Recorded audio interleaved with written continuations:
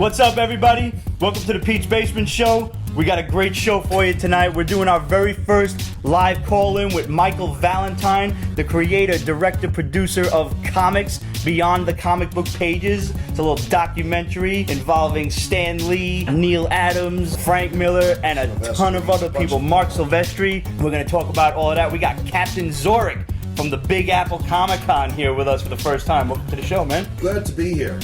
Me and Ramon, of course, you know us. And we got 3 weeks worth of comics to talk about, namely Justice League of America #1, Jim Henson's The Power of the Dark Crystal. We got Elektra, the Kingpin. We got Street Fighter vs. Darkstalkers, Batwoman Rebirth, and a ton more stuff. So, you know the drill. Grab your drinks, watch the credits, and we'll be here when you get back.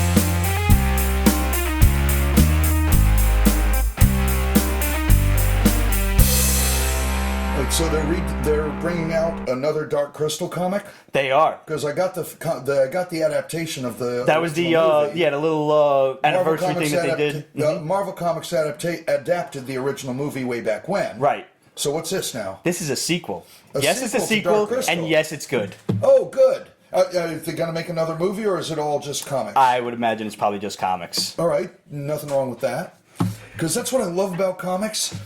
You can have the most amazing, big, epic stories, and the artist gets paid just as much as if he drew My Dinner with Andre. That was a good book, though. Remember when we reviewed that years ago? You reviewed that. Well, what do you want me to tell you? Okay.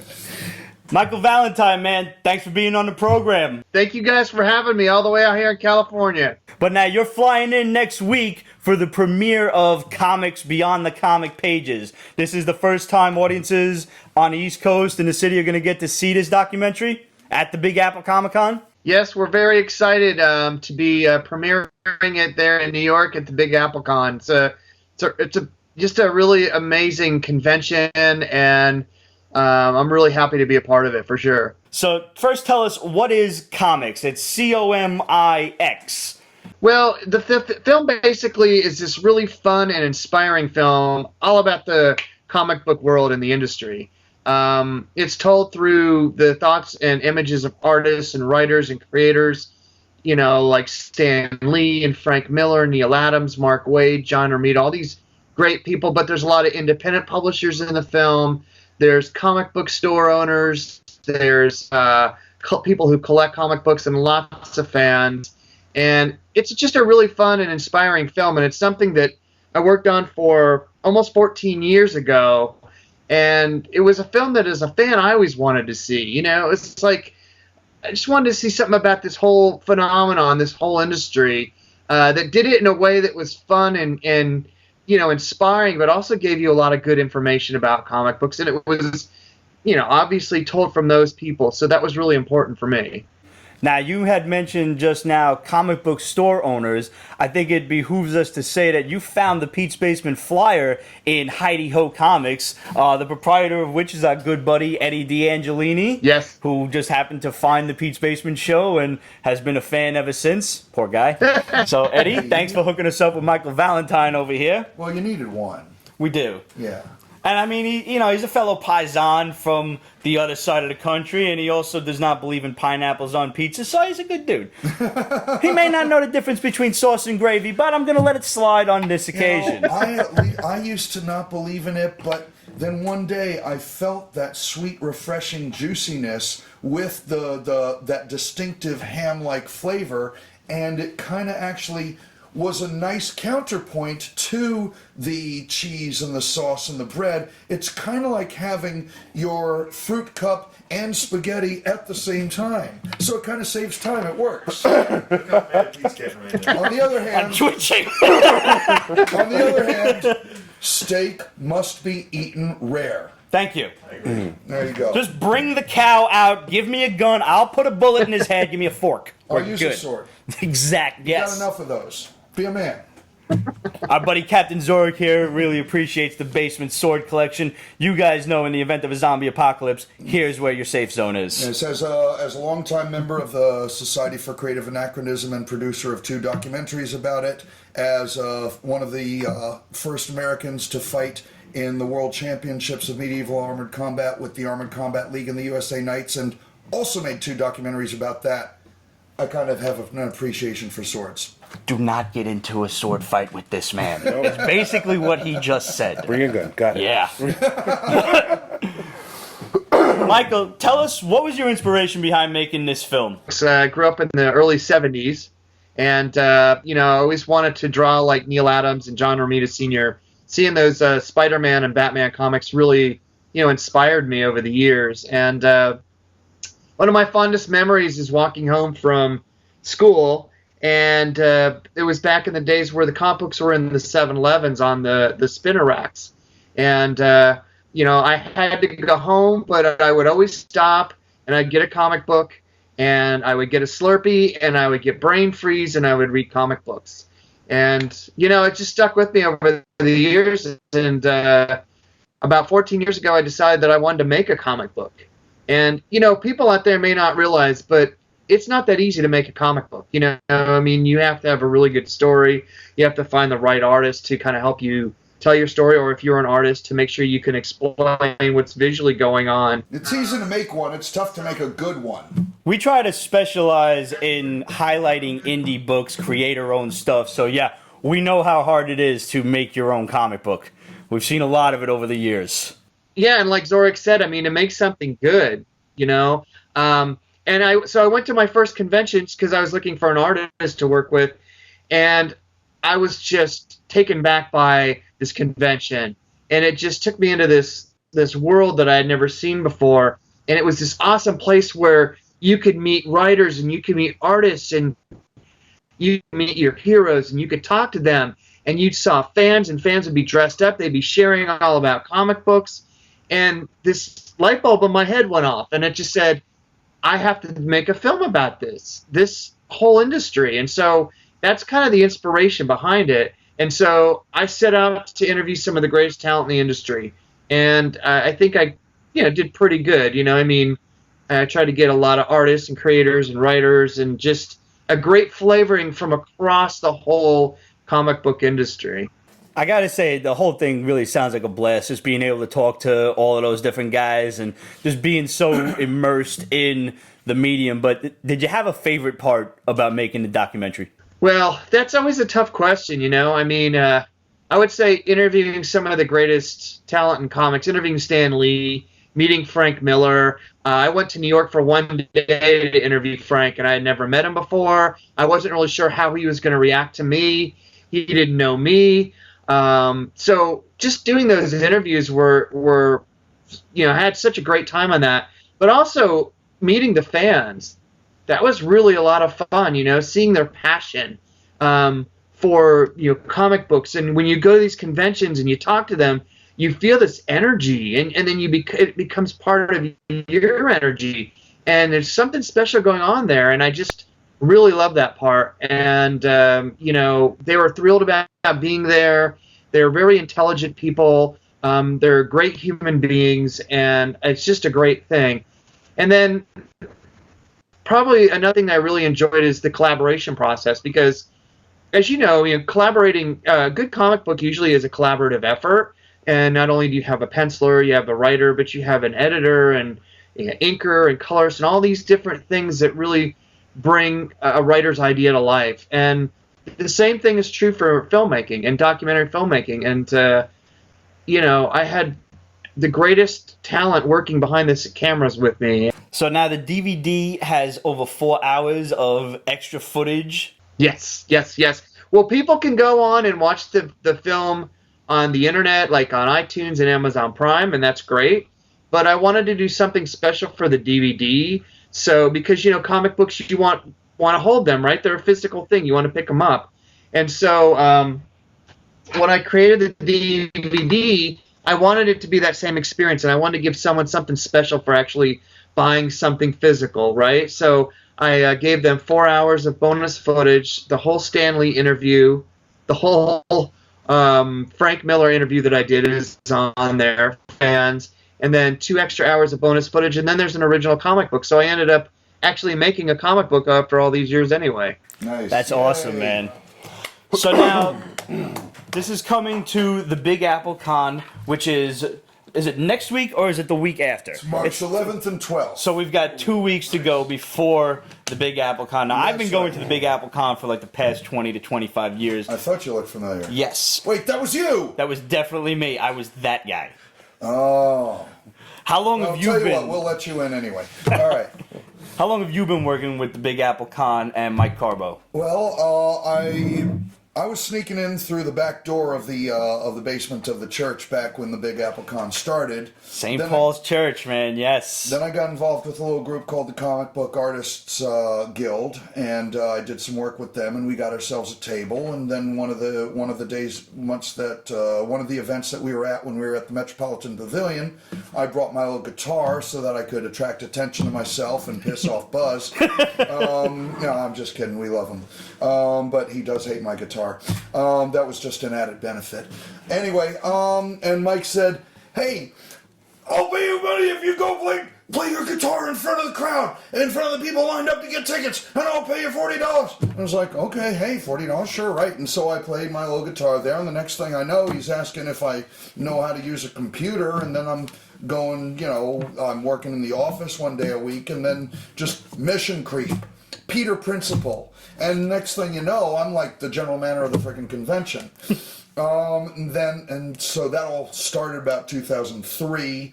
Then Wizard World, as you may know, bought up the Big Apple convention in 2009. Mm-hmm. Yeah, because Wizard World ran the Big Apple convention for 3 years.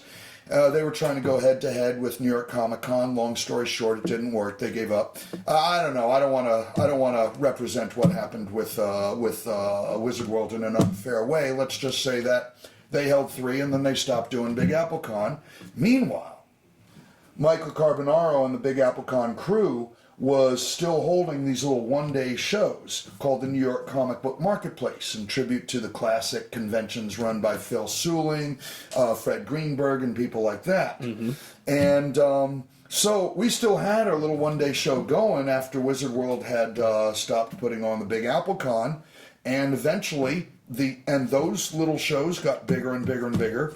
Then we got involved with a thing called WinterCon, New York WinterCon, right, out at the Resorts World Casino in Queens, and cosplay hit that real big, and that year we got the brand back.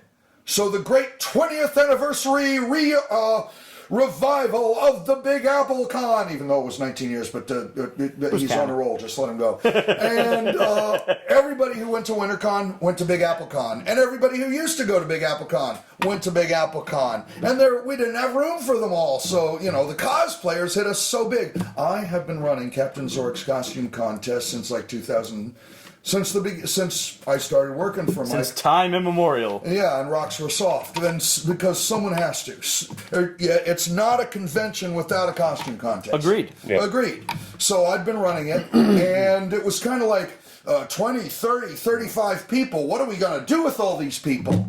Well, then at the 20th anniversary return of Big Apple Con, 70 people. So I simply had to readjust my concept of the costume contest. Before it was like, well, it was always audience applause-o-meter. Right. Because judges are great, and hardcore cosplayers and costume enthusiasts deserve to have people who know what they're looking at look at them and validate the work that they've done. And every other costume contest in the universe got one of those. So why do we have to? There's always that part in that costume contest where the judges call the person over and they're looking at them and they're talking about them and the audience is like, and then there's that 45 minutes where the judges go and confer and what are you going to do during that time, and then then it sometimes happens, the fix was in, and somebody in the audience. If the audience are the judges, then the audience cannot complain that their favorite didn't win, can they? And besides which, we make a show out of it. Right. Yeah. Category schmategory. So supposing you have a category, one person shows up for that category, their costume sucks, they still win. So what do? I make up the category. I would make up the categories on the spot. We have 4 people in Superman and Superwoman costumes. That's a category. We have a lightsaber. Everybody in Star Wars costumes. That's a category. And you, the audience, get to pick who wins the lightsaber. And the guy who was dressed as Dark Anakin, he was like in the overall, he was like a wild card. I put him in that category. He came out. He did the Anakin destroying the Jedi speech. He won that damn lightsaber. And that was the first time the New York Jedi were at the Big Apple Con. And what's her name? Was that the same year? No, that was not the same year that Carrie Fisher was there. But we had Carrie Fisher. That's awesome. And so when these 70... we don't have time to do this all categories and second running, so it's real simple now. If you want to be in Captain Zorikh's costume contest at the Big Apple Con at 4 o'clock on Sunday at in the Globetrotter room in the basement, it's real simple. Go to my table that's outside the Globetrotter room. Pick up one of my index cards. You put down your name of yourself. You put down the name of the character. If you want to get on my mailing list for costume contests, put down your email. Get in line when the room opens up to the contest, which is going to be right after your movie, Michael Valentine. So thank you for that lead in. So yeah, show up at like 1 o'clock, where we got an awesome panel about the history of Charlton Comics. Then we got Michael Valentine's movie, Comics Beyond the Comic Book Pages. And then stick around for a little Q&A. And by the way, don't tell anybody, but we got a couple of people at the Big Apple Con who are in your movie. As everybody should know, we got Stan Lee. Nice. And now, on the cover of your DVD, it says featuring Stan Lee and who else? Frank Miller. He's coming. And then stick around for Captain Zorikh's costume contest. If you filled out the little card, get online.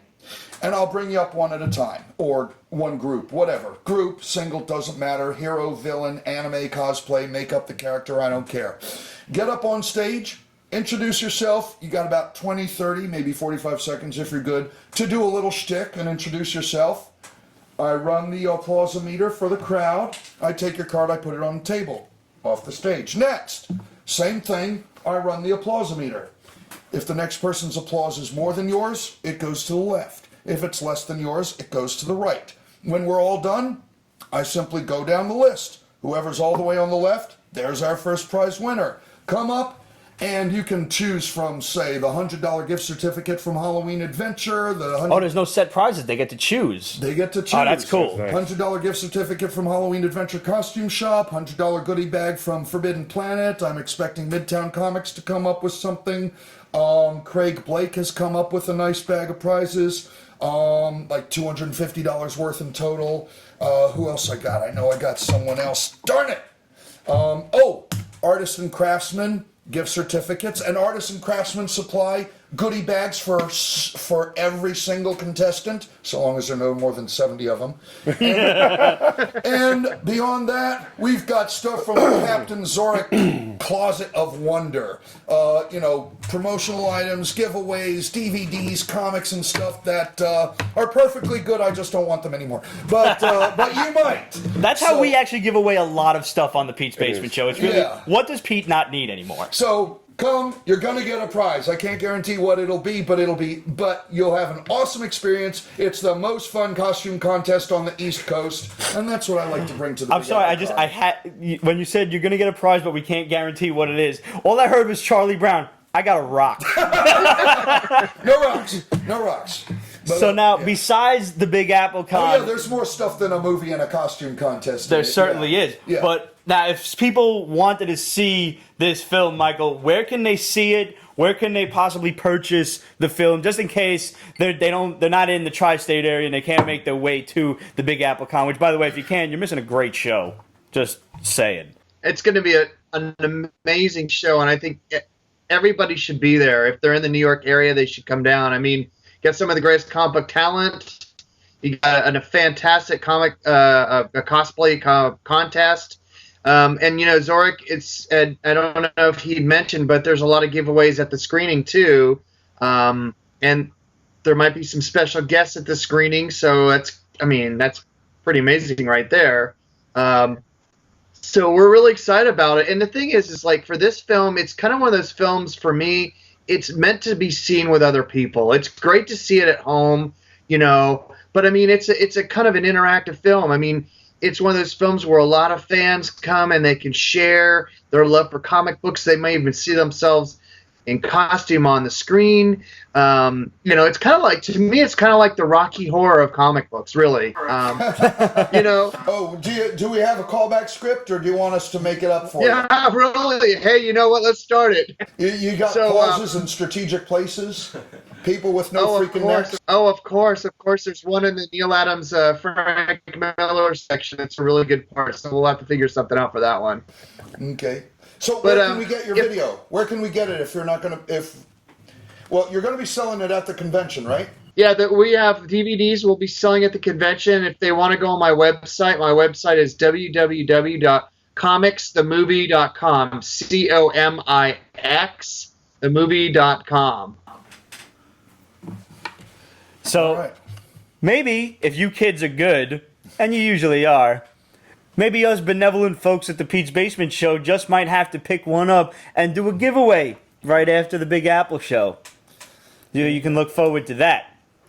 So I do have to say, now, having been to the Big Apple Con for like the past 20, 25 years, it's one of my favorite shows because, as you mentioned, with the whole thing with Wizard World and everything, and they kind of, to me, they were trying to make it too much like NYCC. And NYCC is what it is. It's, here's all the new stuff that's coming. And the thing I like about the Big Apple show the best is it's your traditional Comic-Con. I want to go there. I want to see old comics. I want to oogle the stuff I can't possibly afford. And believe me, there's plenty of it there. And I want to actually throw some money down at some dealers of the shit that I can afford. Yeah. And, this is what I always loved about comics is they're a part of American history. They're art history. And even when I was a kid, absolutely, I loved older comics that were older than me fascinated me, man. And I wanted to get them even when I was 11 years old. I'm like, I wanted like some 1960s books. Right. When I found a 1965 Batman that actually had a character in it that was referenced in a Black Lightning comic that I had read a few years before, I plunked down my $6 because it was everything that I had earned walking dogs that week, so that I could get it. But there was no buyer's remorse whatsoever. You loved it whatsoever. Yes, absolutely. It's such a fantastic feeling, that collector's mentality. What's great is that Michael Carbonaro, he is like the premier buyer and seller of comics. It's his company's ad that's on the back of Overstreet. He knows all the big superpowered comic dealers. So you get the dealers that have 3 copies of Captain America #1, including the one that doesn't have any red ink on the cover, because he knows these guys and they come here. And I like to call it a more affordably priced, manageably sized convention actually run by New Yorkers.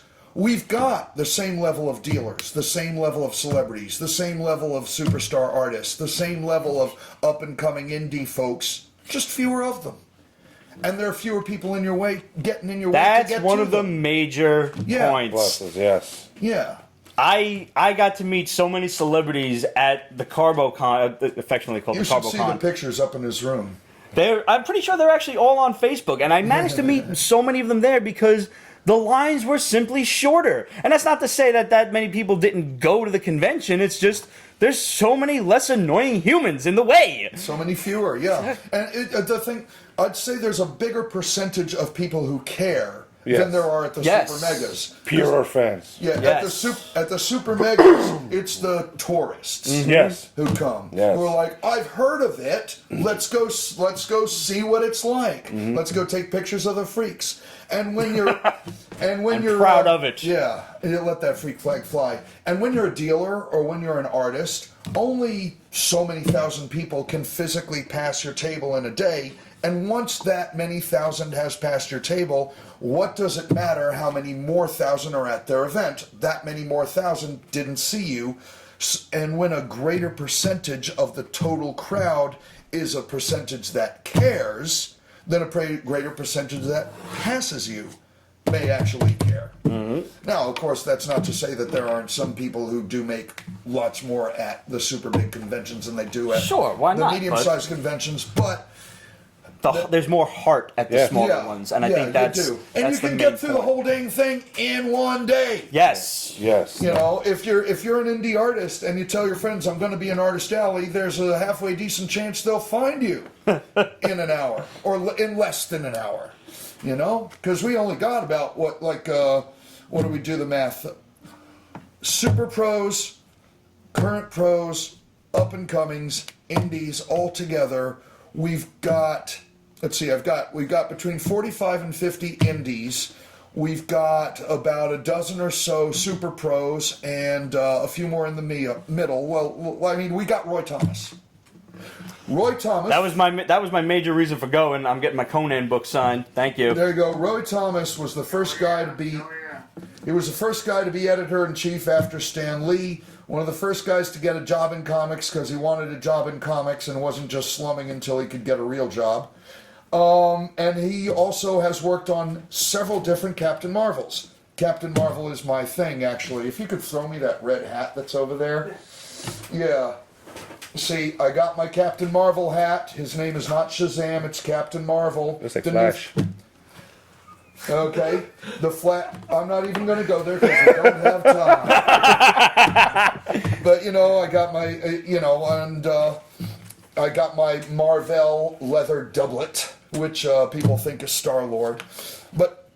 And Roy Thomas and Jackson Bostwick, who played a Captain Marvel in TV, are going to be on a panel with me that I call How I Learned to Stop Worrying and Love Captain Marvel. All of them. We also got Jim Steranko. Jim freaking Steranko. He's the man. Okay. 26 comic books he drew. I follow that man on Twitter, and when I read the story about how he basically drew his own money to buy his girlfriend a gift, which I think was like a fur coat or something, I'm like, yo, this dude is the most gangsta dude I've ever encountered in my life. He still carries all this swag. He really does. No, he's so old school. Yeah, like, And he got awesome. the pompadour, he got the turtleneck, you know, he got the aviator shades. Yeah, and he has the and people think I have good hair. I mean, this man is just... Yeah, he rocks it. He totally I would like to cosplay him when I grow up. Man, that should happen. If you're watching this now, everyone out there, you need to make a cosplay of Jim Steranko and then walk up to him and take a picture. He'll be happy to take pictures with you. Turtleneck, double-breasted blazer, pompadour, aviator shades. Pop it up on screen right now. Oh, yes. Yeah. Okay. You know, we also got Rich Buckler, who was like the man you could count on at DC and Marvel for many years. Just a hint, guys, if you have like a first appearance of Bullseye, you may want to get that signed by Rich, and he'll be more than happy to talk to you. Howard Chaykin. The man who always wanted to be a square-jawed Jewish asshole. Can we say that on this show? Yeah, we can absolutely say asshole. Who fought Nazis but had to work with the communists. He always wanted to be that one, so he drew comics about it. Doesn't matter if it's American Flag or The Shadow or what, or Batman. That's the story of a Howard Chaykin comic. Michael Golden. Oh man, if only he could draw as fast as he is good, right? Ramona Fraden drew Brenda Starr, Brenda Starr reporter for years. She is like the flag bearer of women's comics in the golden and silver ages. Mark McCone, Arthur Sudam, Mark Baudet. Mark Baudet is having an adults only slideshow at the end of the show on Saturday night after an hour of trailers of upcoming movies and a special sneak trailer of Toxic Tutu, the follow-up to the Toxic Avenger franchise, about what happened to the guy who fell in the swamp. What? Yes, indeed. So you kids, you know what to do. Just one of you goes on your friend's shoulders, get the trench coat, the hat, walk ourselves right in. All right, let's see, who else? And Mark Baudet is going to be having an adult-themed slideshow after our Trailer Park Theater. Riley Brown, who did Deadpool, Billy Tucci, Shelley Mayer, the daughter of Sheldon Mayer, and also the daughter of the woman who is basically the co-publisher of Archie Comics, who is the daughter of the original publisher or something like that. She's going to be there. I have to go shake that woman's hand because you know how much I love Archie at this point. Yeah. Never would have said it. Never thought it was going to happen.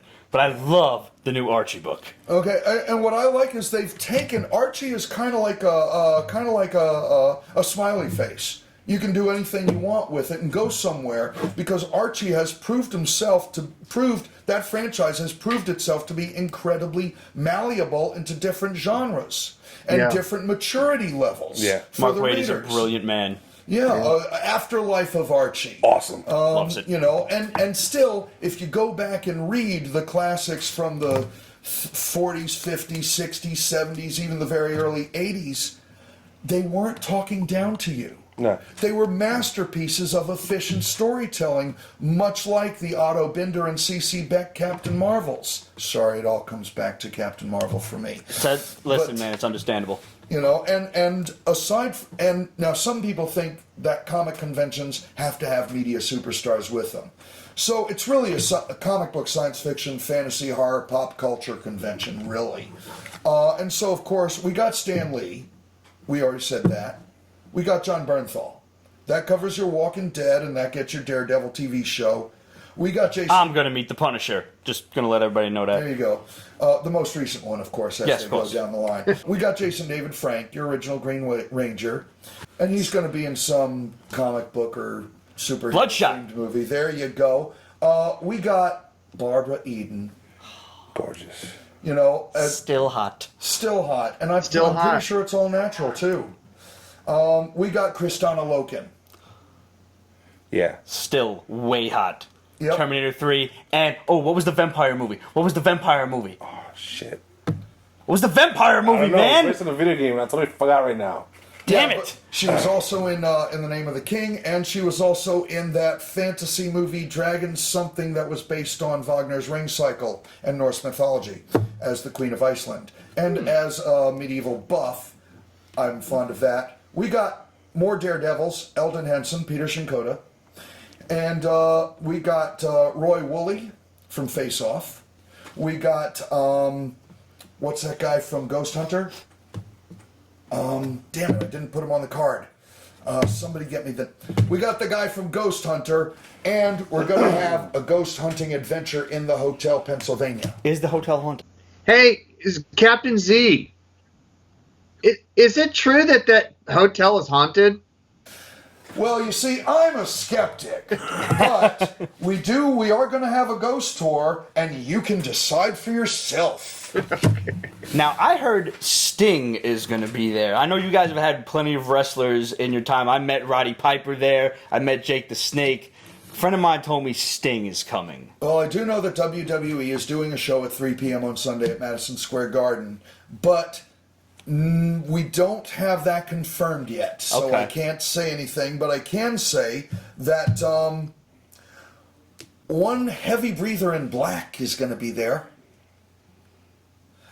This heavy breather in black also stole somebody's Walkman on a prison planet. He was also large and green and liked to wear a ring in another movie. Spencer Wilding. Darth Vader. The guy new in, Darth Vader. Oh, the new guy. The new Darth in the Vader. costume. The new Darth Vader. The guy who's slapping around the rebel troops in Rogue One. Oh, in the hallway scene. He's going to be there. He was also the guy who stole Star-Lord's Walkman. He was also... That was him? That was him. He was also Kilowog in the Green Lantern movie with Deadpool. Oh, shit, I didn't know that. I like that. Yes. So we got Spencer Wilding there. He's going to do a little Q&A. Jason David Frank is going to do a Q&A on Sunday. It's going to... And there's plenty more media guests. Two guys from the Warriors. Kathy Garver, who was Firestorm and was on that sitcom long ago. The amazing Kreskin is going to be I remember there. texting my father when I saw him on the roster. Yeah, My father's told me many stories about the amazing Kreskin. Yeah, he's sharp as ever from what I hear. So go to the website. Go to Which is... the new their old website was nycbm.com. That was New York Comic Book Marketplace. That's still around, but we're phasing in a new website, bigapplecc.com. Right there on the bottom. Blood Rain. Blood Rain, thank you! Oh, Kristana Loken and Yes. Blood Rain. Okay, there you go. All right, so, but you can get tickets from either of those sites. We got single-day tickets. We've got weekend tickets. We've got all kinds of VIP tickets that'll get you in early, that'll get you a swag bag. If you want to meet Stan Lee, if you want to get a photo with Stan Lee, if you want Stan Lee's autograph, go to the website, sign up for pick your package. They're pretty much all 3 digits, but they're worth it for what you're getting. This is Stan freaking Lee doing his post-last appearance in New York City. So it's like the curtain call, basically. Come right back out for an encore. Yeah, and we're working on plans so you won't have 1,000 people standing online for 8 hours. We're working on things like you buy your tickets. If you bought this ticket, you show up at this 2-hour window on Saturday. You bought That's that a ticket, cool idea. That 2-hour window on Sunday. You know, we're working. That beats the line around the block thing. Right. So, and if you got your ticket for that 2-hour block on Sunday, don't go hanging around on Saturday. Don't go hanging around for the other block on Sunday because you're not going to get in. Sorry, no, sorry, no. That's kind of the point. Because nobody from any other time block is going to be hanging around at your time window. So everybody, let's be cool about this, folks. Buy your tickets in advance. Read the frickin' website. We get emails from people saying, when are you going to mail me our ticket? No, you get your email receipt. That's your ticket. So read the website. So hopefully you It's didn't all trash there. that email, geniuses. Yeah. So when you buy your ticket, your email receipt is your ticket. We're very busy. We can't answer these questions. Oh, and I just wanted to chime in too that if you just get a regular ticket and use the code Comix COMIX, you get a 10% off on the admission. So that's pretty cool. That's expiring on February 25th. Oh, okay. We got 2 more days So for that. for you guys who are watching on Periscope, you will benefit on that because what's today? The 22nd, 23rd? 23rd. I don't even know anymore. 23rd. But by the time this video hits YouTube, that discount code will be cut off. So you live viewers, you're the lucky ones. Yep. You know what you're doing tonight. I already have my ticket. So we got. And I did not trash the email. Just want to let everybody know that. There you go. So we got massive cosplay contests with prizes and judges as well all over Saturday. Workshops, panels, discussions, dealers, artists up the wazoo. It'll be awesome. So, hey, Zorikh, quick question for you. What do we have? Do we have any giveaways for the screening of the film? I'm sure we do. Don't you know what that is? Well, I don't want to say anything because if it's not true, but I know Mike said something about a $250 gift card for Mile High Comics. Mile High Comics, that's right. We're going to be giving away a $250 gift card for Mile High Comics. For those who don't know, Mile High, if they don't have it at Mile High, it may not exist. If you don't know Mile High Comics, you're really not a comic You're not collector. a hardcore collector. Yeah. Exactly. If you ever bought a comic book in the 80s, you saw their little ad, their little postage stamp ad in the I still remember pages, seeing Amazing yes. Fantasy 15s, like mint condition, $10,000. Like, oh man, time machine. Just my kingdom for a time machine. Yeah, well, I remember. I completed my Captain Marvel collection and Star-Lord collection before those movies came out, so I'm good. Good thing. So before we close out, Michael, I want to wish you the best of luck with comics. Guys, you guys need to check this documentary out. We have a trailer for you that we're going to queue up right now. So make sure you watch that. And afterward, make sure you stay tuned in on Periscope because we've got a whole second half of the show coming. We're going to bring in another guest. We're going to talk about some comics. So in the meantime, I hope I see you guys at Big Apple. Hit us up and let us know if you're going to Big Apple. We can meet up there. We can chill. We can take some pictures. And you can be sure that the Pete's Basement Show will be at the screening of comics beyond the comic book pages. So hopefully we'll see you there as well. Michael, thanks for being on the program, man. It was great to have you, and it'll be great to meet you in person in 2 weeks. Yes, thank you guys for having me, and everybody go to this screening. It's going to be a lot of fun, and this convention is going to be an amazing time. So I hope to see everybody there. Guys, hit us up. Questions at Pete'sBasement.com, Facebook.com/Pete's Basement, Instagram, Twitter, Pinterest, everything else at Pete's Basement. Let us know if you're going to Big Apple Con. Captain Zorikh, thanks for being on the program, man. You Thanks are for having me. This was electrically awesome. charged. This was great. Hey, I got the lightning. And you know, I swear I didn't even intend that. That was not a pun. The door is always open for either of you gentlemen. You guys on YouTube, check out the trailer queuing up right now. Stay tuned in on Periscope. We'll be right back. Thank you for the scotch. Anytime, man. Where's my scotch? It's here in spirit. That was a pun intended. That one I meant.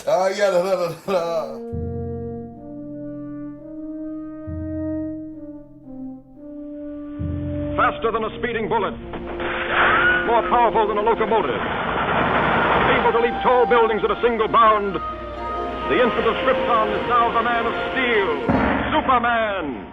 There's something so American and so innocent about the whole idea of comic books.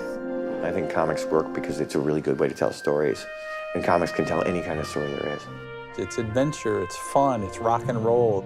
And when you've got movies making $1 billion+ that have guys running around in tights, there's something to that.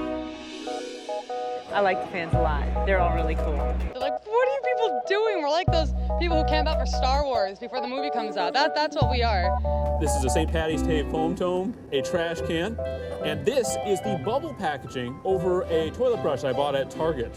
I've always wanted to be Batman, and this is the only place where you can legally and sanely be looked at as Batman. My publisher felt that comics were read by very young children and very stupid adults. When I told him I wanted to do Spider-Man, he said, first of all, Stan, people hate spiders. You can't call a hero Spider-Man. Don't you know what a hero is? I consider Neal Adams to be my mentor. Frank came up to my studio and showed me the work. And he told me my stuff was absolutely terrible. Not that I should go back to Vermont and forget about it. He said, well, what can I do to fix it? He told me this many, many times as I kept coming back, and he kept showing me more and teaching me more. Comics is a collaborative medium. If the writer is where the script begins, the artist is the cinematographer, the guy who really kind of breaks it down and makes it visual. What the inker does is, in the end, everything's made up of lines, and he is the one that puts in the final line. When I get the page, I just get a black and white image, and then I add the flat colors. It's like being a big kid, and you're coloring a gigantic coloring book full of really awesome stories and really cool characters. Don't listen to anybody who tells you no, because you can do anything. Everyone who reads comic books is now sitting at the cool kids table. And it's about time, because there's a lot of really great ideas coming out of kids who are now sitting at the cool kids table.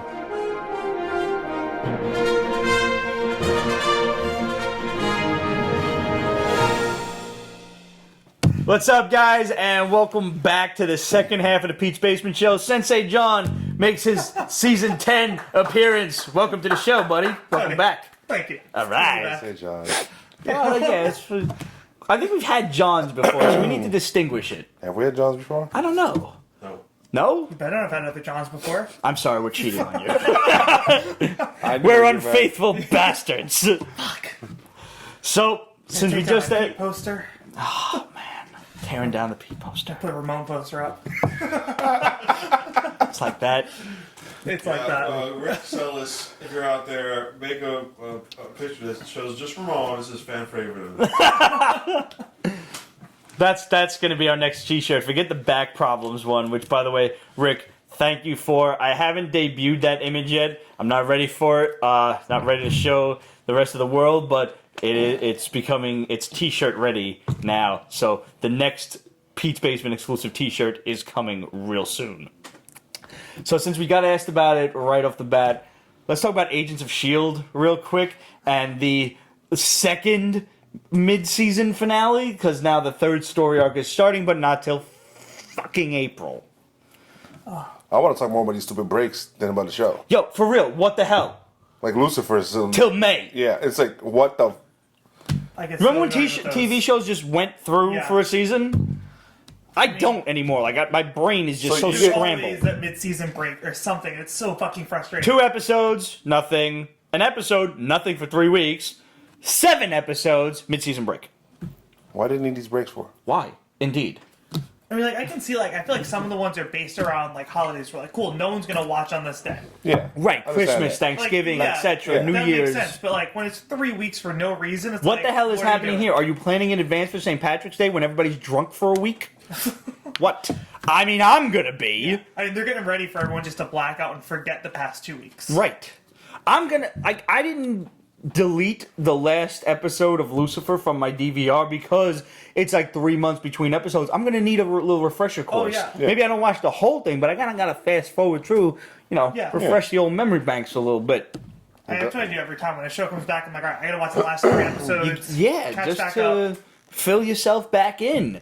And that Agents of S.H.I.E.L.D., first of all, LMD ended far stronger than I thought it was going to. It did. I thought it started off a little weak, especially coming off Ghost Rider, which was an amazing story arc. Yeah, but it was like almost like a fan bias type of thing because it was done so well. Yeah. It's like Ghost Rider, we got him, and they did a good job. Yes, they did. Motherfuckers. If they started off with LMD, I think it may have been better received when it first started. But, going further into it, I thought it had a great fan response. And first of all, Mallory Jansen is so hot as Ada. And I don't usually dig skinny girls like that, but man, how does she get that racket? She's this big. She's well done skinny. Yes. They're out there. Yes. Yeah. And Ada is ruthless.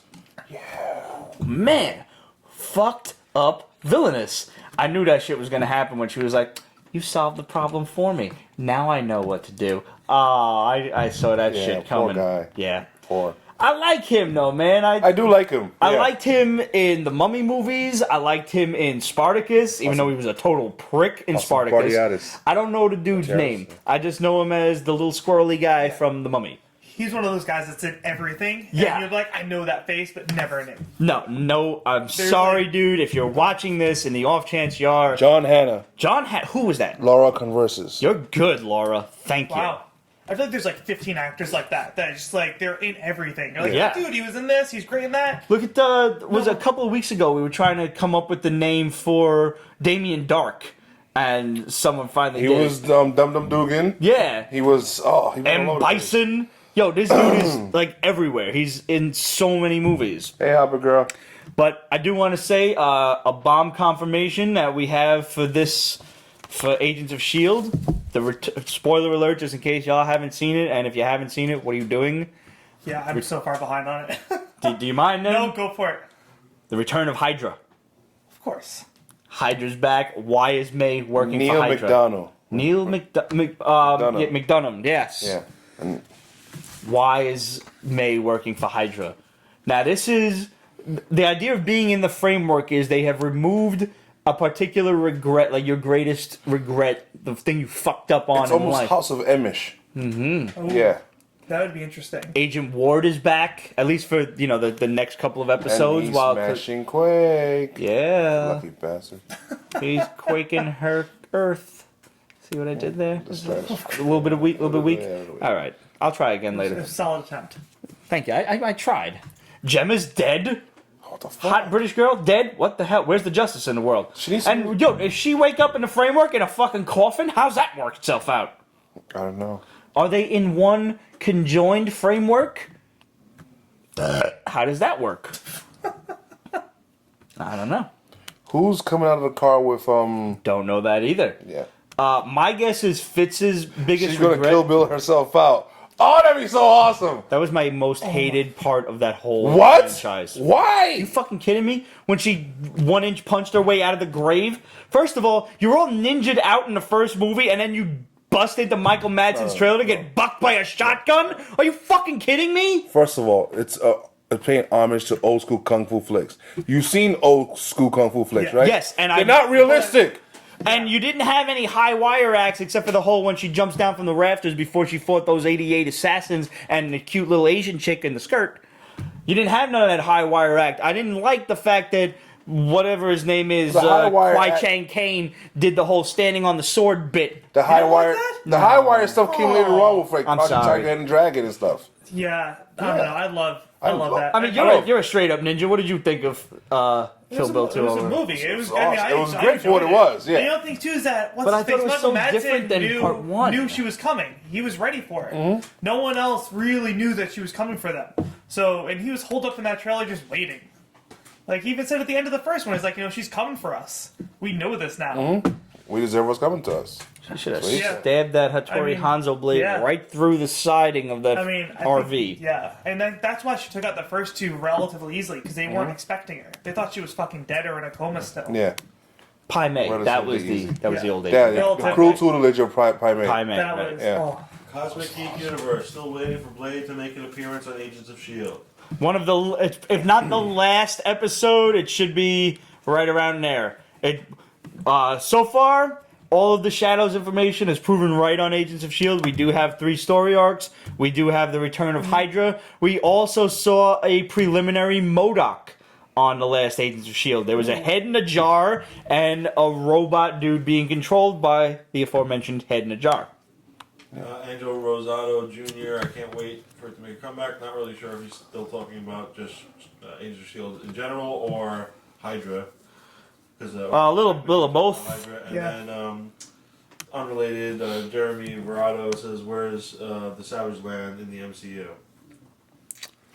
Now that's something that hasn't been mentioned yet. Isn't the Savage Land like more of a... Somewhere in the Arctic. Yeah, it's No, like, more of a it's Fox thing, though? Because it's more of a mutant thing? Not necessarily, because I mean, I've always remembered it might it be was... because Fantastic Four discovered it, right? Did they? No, No, am I that was wrong on the that? X-Men. Shadow, I I'm always sure you're thought that was watching. the X-Men. It might be. I mean, they use it the most, I Yeah. think. Well, either way, it's still Fox because Yeah. Fox is. Oh no. Well, at this Yeah, point, Fox the is way... See, now here's what's funny, is we have been saying that Hugh Jackman will make his return as Wolverine in Yeah. the MCU. We have a major fuck spoiler for Logan, and we're not going to tell you about it because... It's a major you'll fuck spoiler. probably just like hunt us all down and kick us in the dick for this. Well, you'll try. We'll cut you. If you really want to fucking know before the movie premieres next week, you are free to hit us up. Questions@Pete'sBasement.com, Facebook.com/Pete'sBasement, Instagram, Twitter, etc. at Pete's Basement. Hit us up any one of those spots, and I will happily reply to you personally, and I will tell you what the spoiler is for the Logan movie. That involves the MCU. But nonetheless, we've been telling you that he is going to make his return as Wolverine, and now I just read an article on Hugh Jackman open to the idea of returning as Wolverine if it's in the MCU. Go figure. Go fucking figure. Now, let's talk about Jamie Chung being cast as Blink. Cute. Yes. In the as yet untitled X-Men show. Yeah. Okay, first bomb from the Shadow. It's the Exiles. The show's going to be called The Exiles. And, hey, she can blink into different places. Yeah. And maybe even different universes. So, I believe we've explained this before, maybe in passing. But the idea of the deal between Marvel and Fox as it stands right now, you heard it here first. Fox is going to continue making their X-Men movies as they see fit. They're basically the kids who say, okay, you can play with your toys, but... I'm sorry. The Fox is basically saying, you can play with our toys, but we're going to be the main characters. Like when I would share my He-Man toys with people, like I had to be He-Man. You know, Of course. So Fox is letting Marvel use whomever they please. Wolverine, Cyclops, Magneto, whomever... on a case-by-case, per diem basis. Listen, we need this dude for a movie. Cool, go ahead. And it will have nothing to do with the Fox movies. They are going to make their own shit. Marvel will make their own shit.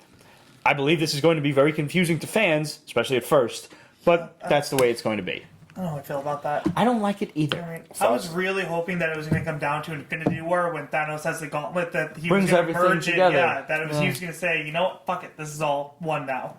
Maybe in the coming years, Fox will smarten the fuck up and realize we're making things worse and confusing people. Let's do the Disney one. I mean, especially emphasis on the worst part. Because God knows how successful their X-Men movies have been so far. And I don't even want to talk about Fantastic. But now, did you see some of the images from Toy Fair? We actually got a question on Instagram.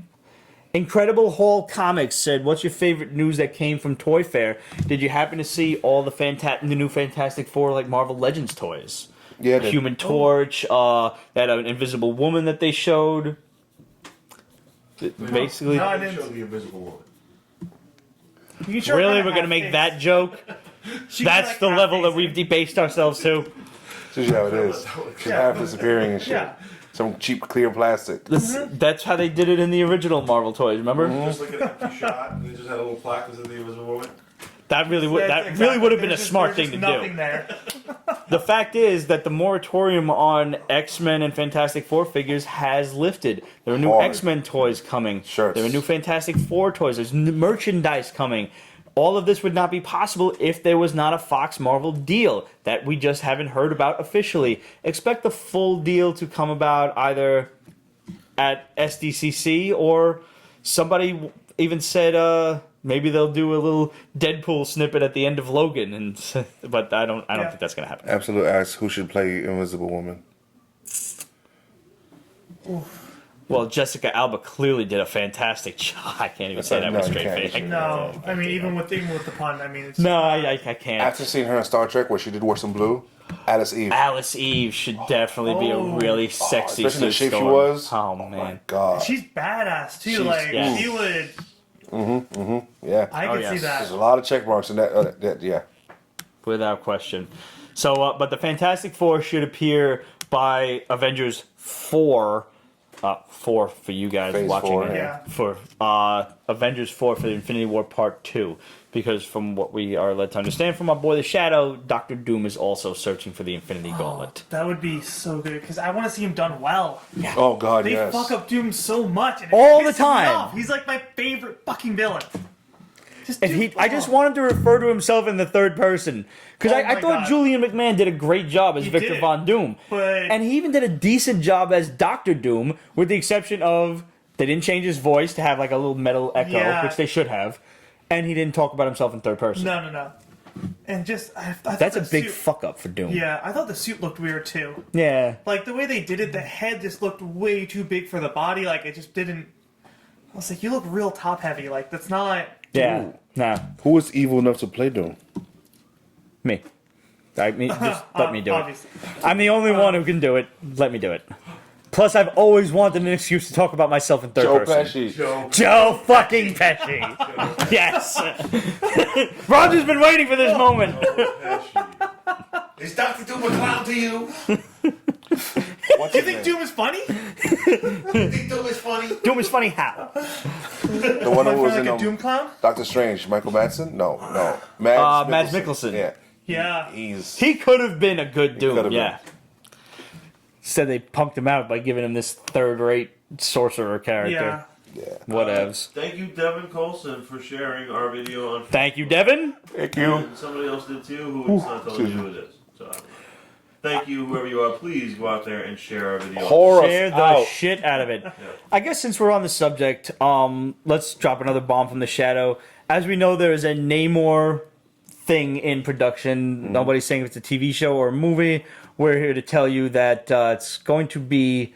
He's going to appear on the Inhumans TV show. That actually might have been said by now, that he's going to appear on the Inhumans. He's going to be an Inhuman.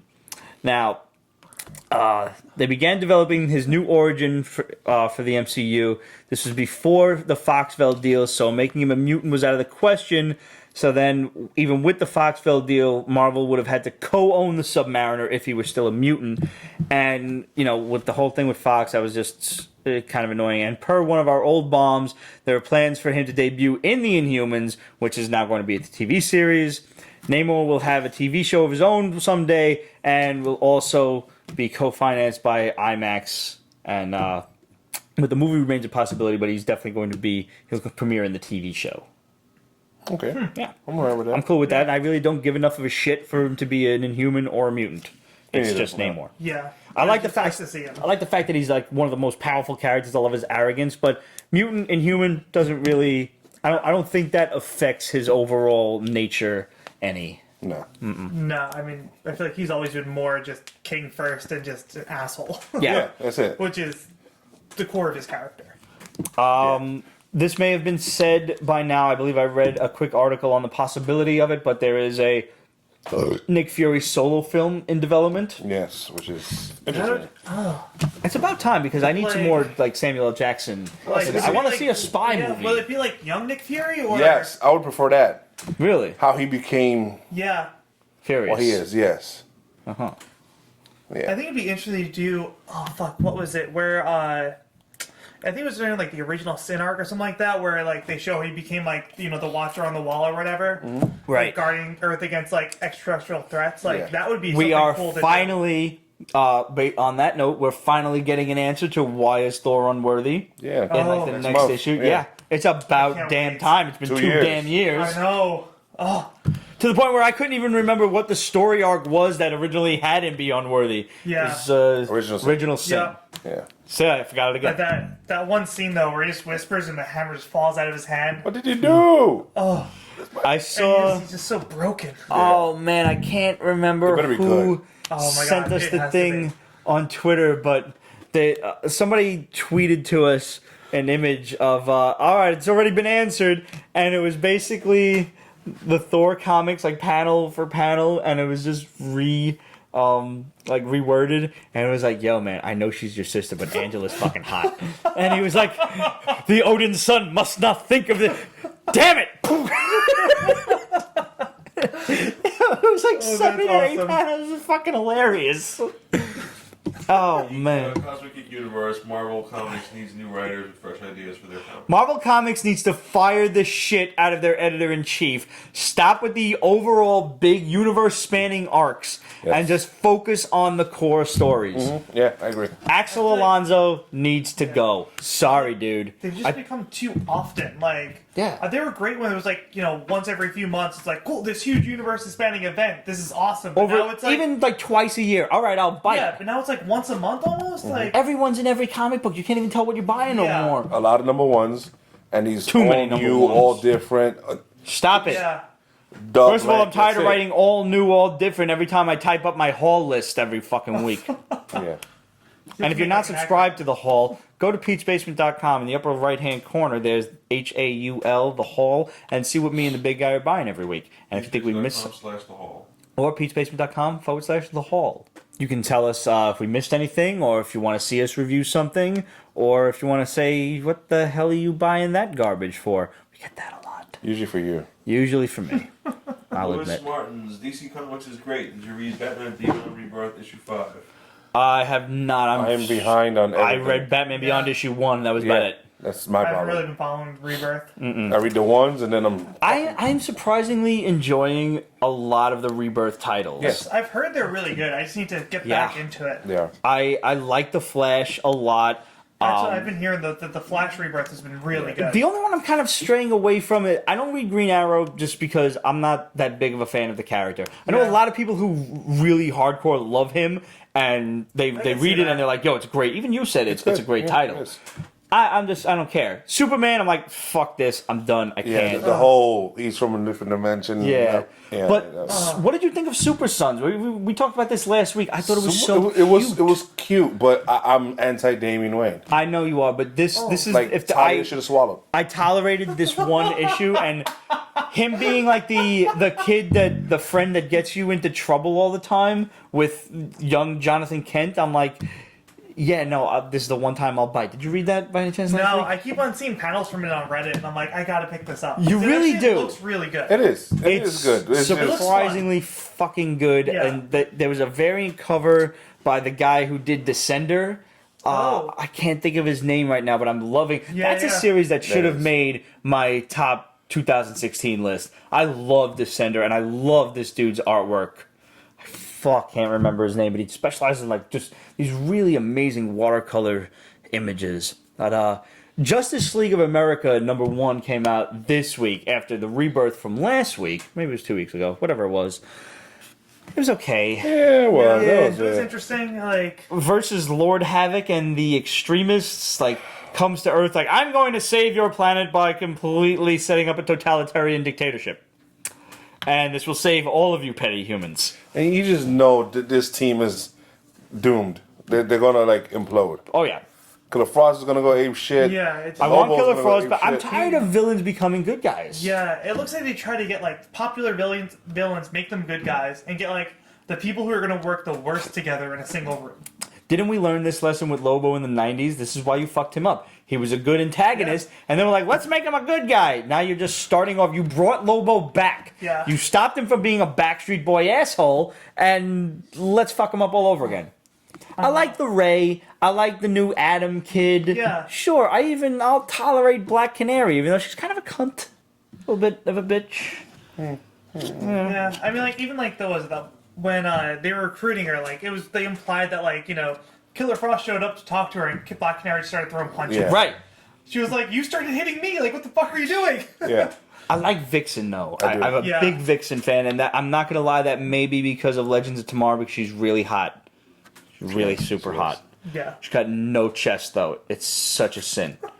Girl that pretty, no chest. She has a little bit of chest. A little bit, that's the problem. Well, it's like Melissa Benoist. What the hell? Even my father says. My father watches Supergirl. Have you shown your father the naked pictures of Elizabeth Benoist? I don't think so, not yet. Melissa Benoist, sorry. Yeah. You should. I have to, yeah. They're not bad. No, they're not. When you see her naked, it's like, okay, they're there. She's gorgeous. I'm not. No, yeah, she so is gorgeous. beautiful. She is gorgeous. And she looks like she could... She's just so... Did you see such a smile.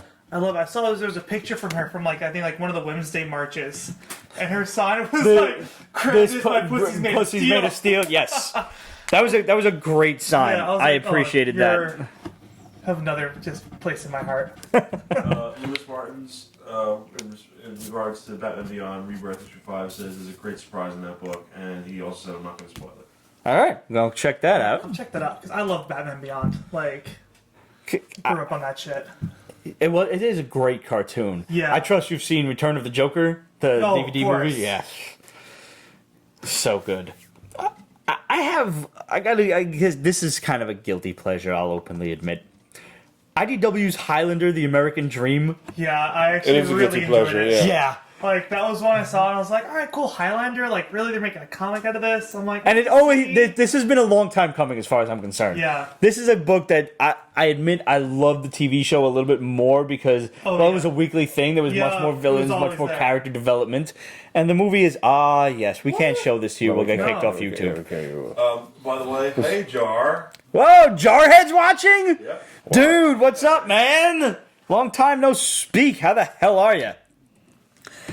I like the fact that it's kind of a prequel to the original movie. This is pre-Kurgan fight. Yeah. And we're introduced to Yeah, like that was another cool. new horrendous villain. Exactly.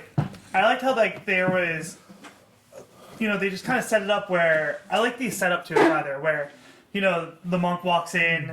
I can't remember the fucking name. It was It's in something names ridiculous. of history. Yeah. Zelensky or something like that. And that whole scene when he's in the antique shop and she's gripping the gun, gun, yeah. and he's like, "It's not gonna do any It's like, good." Like if I came here to kill do you have a rocket launcher? Yeah, he goes, literally, what do you get unless you have a rocket launcher? And I don't think you have one, or something like that. And just Has everybody out there seen Highlander? I hope so. The movie, the first one, Conor McCraw. The original Duncan. movie you need to see. everything after that. Drink a lot for part 2.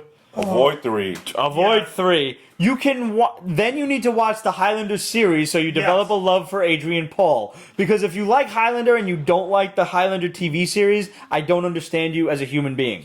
I'm sorry, I don't. Surprisingly good. Yeah, I really enjoyed That it. TV series made me want to get a boathouse. A barge that he had. I'm like, I want a barge. I want to fucking travel around Europe in a barge. That TV series And made a me sword, want of to do course. Kung Fu. I mean, he was all doing them. Yeah, I mean that was the opening every time. Yeah. Him in that like dark, smoky room, just moving around, and then And then there was Highlander Dimensions I remember where the cassette case. they had was Connor versus Duncan. Duncan, yeah.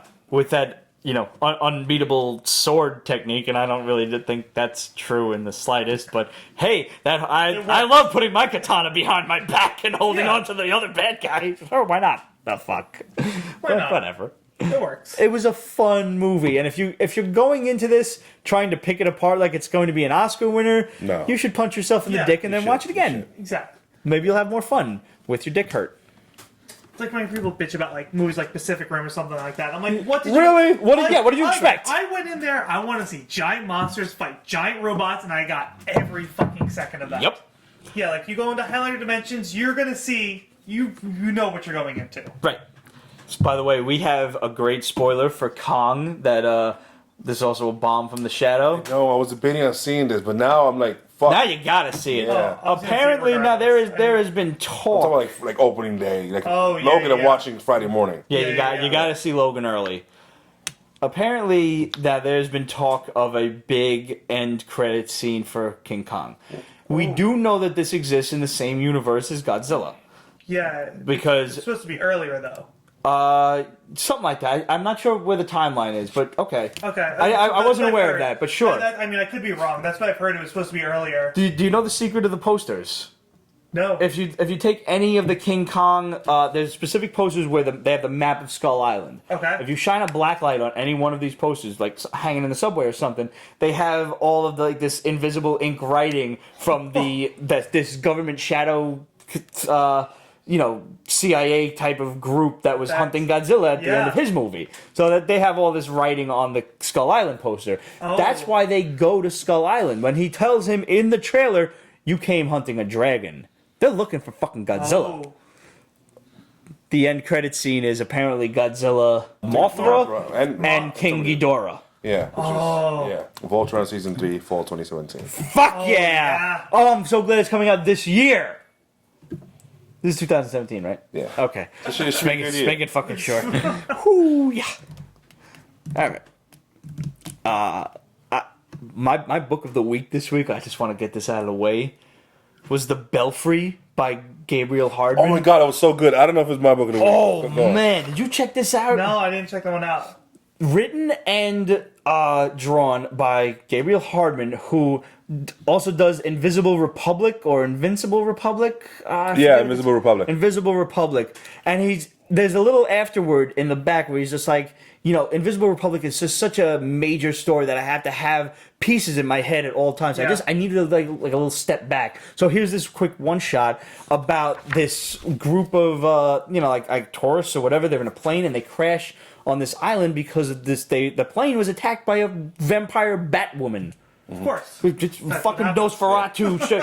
There is no explanation for anything. You were just led to accept shit, and the opening fucking scene is the plane crash, and the pilot looks to his co-pilot, or he's the co-pilot, looks to his pilot, and there's a fucking wooden stick through his eye because of the plane crash. And I'm like, well, I'm in. This topless vampire thing right through the windshield. By the way, when they zoom out, it's just his fucking head.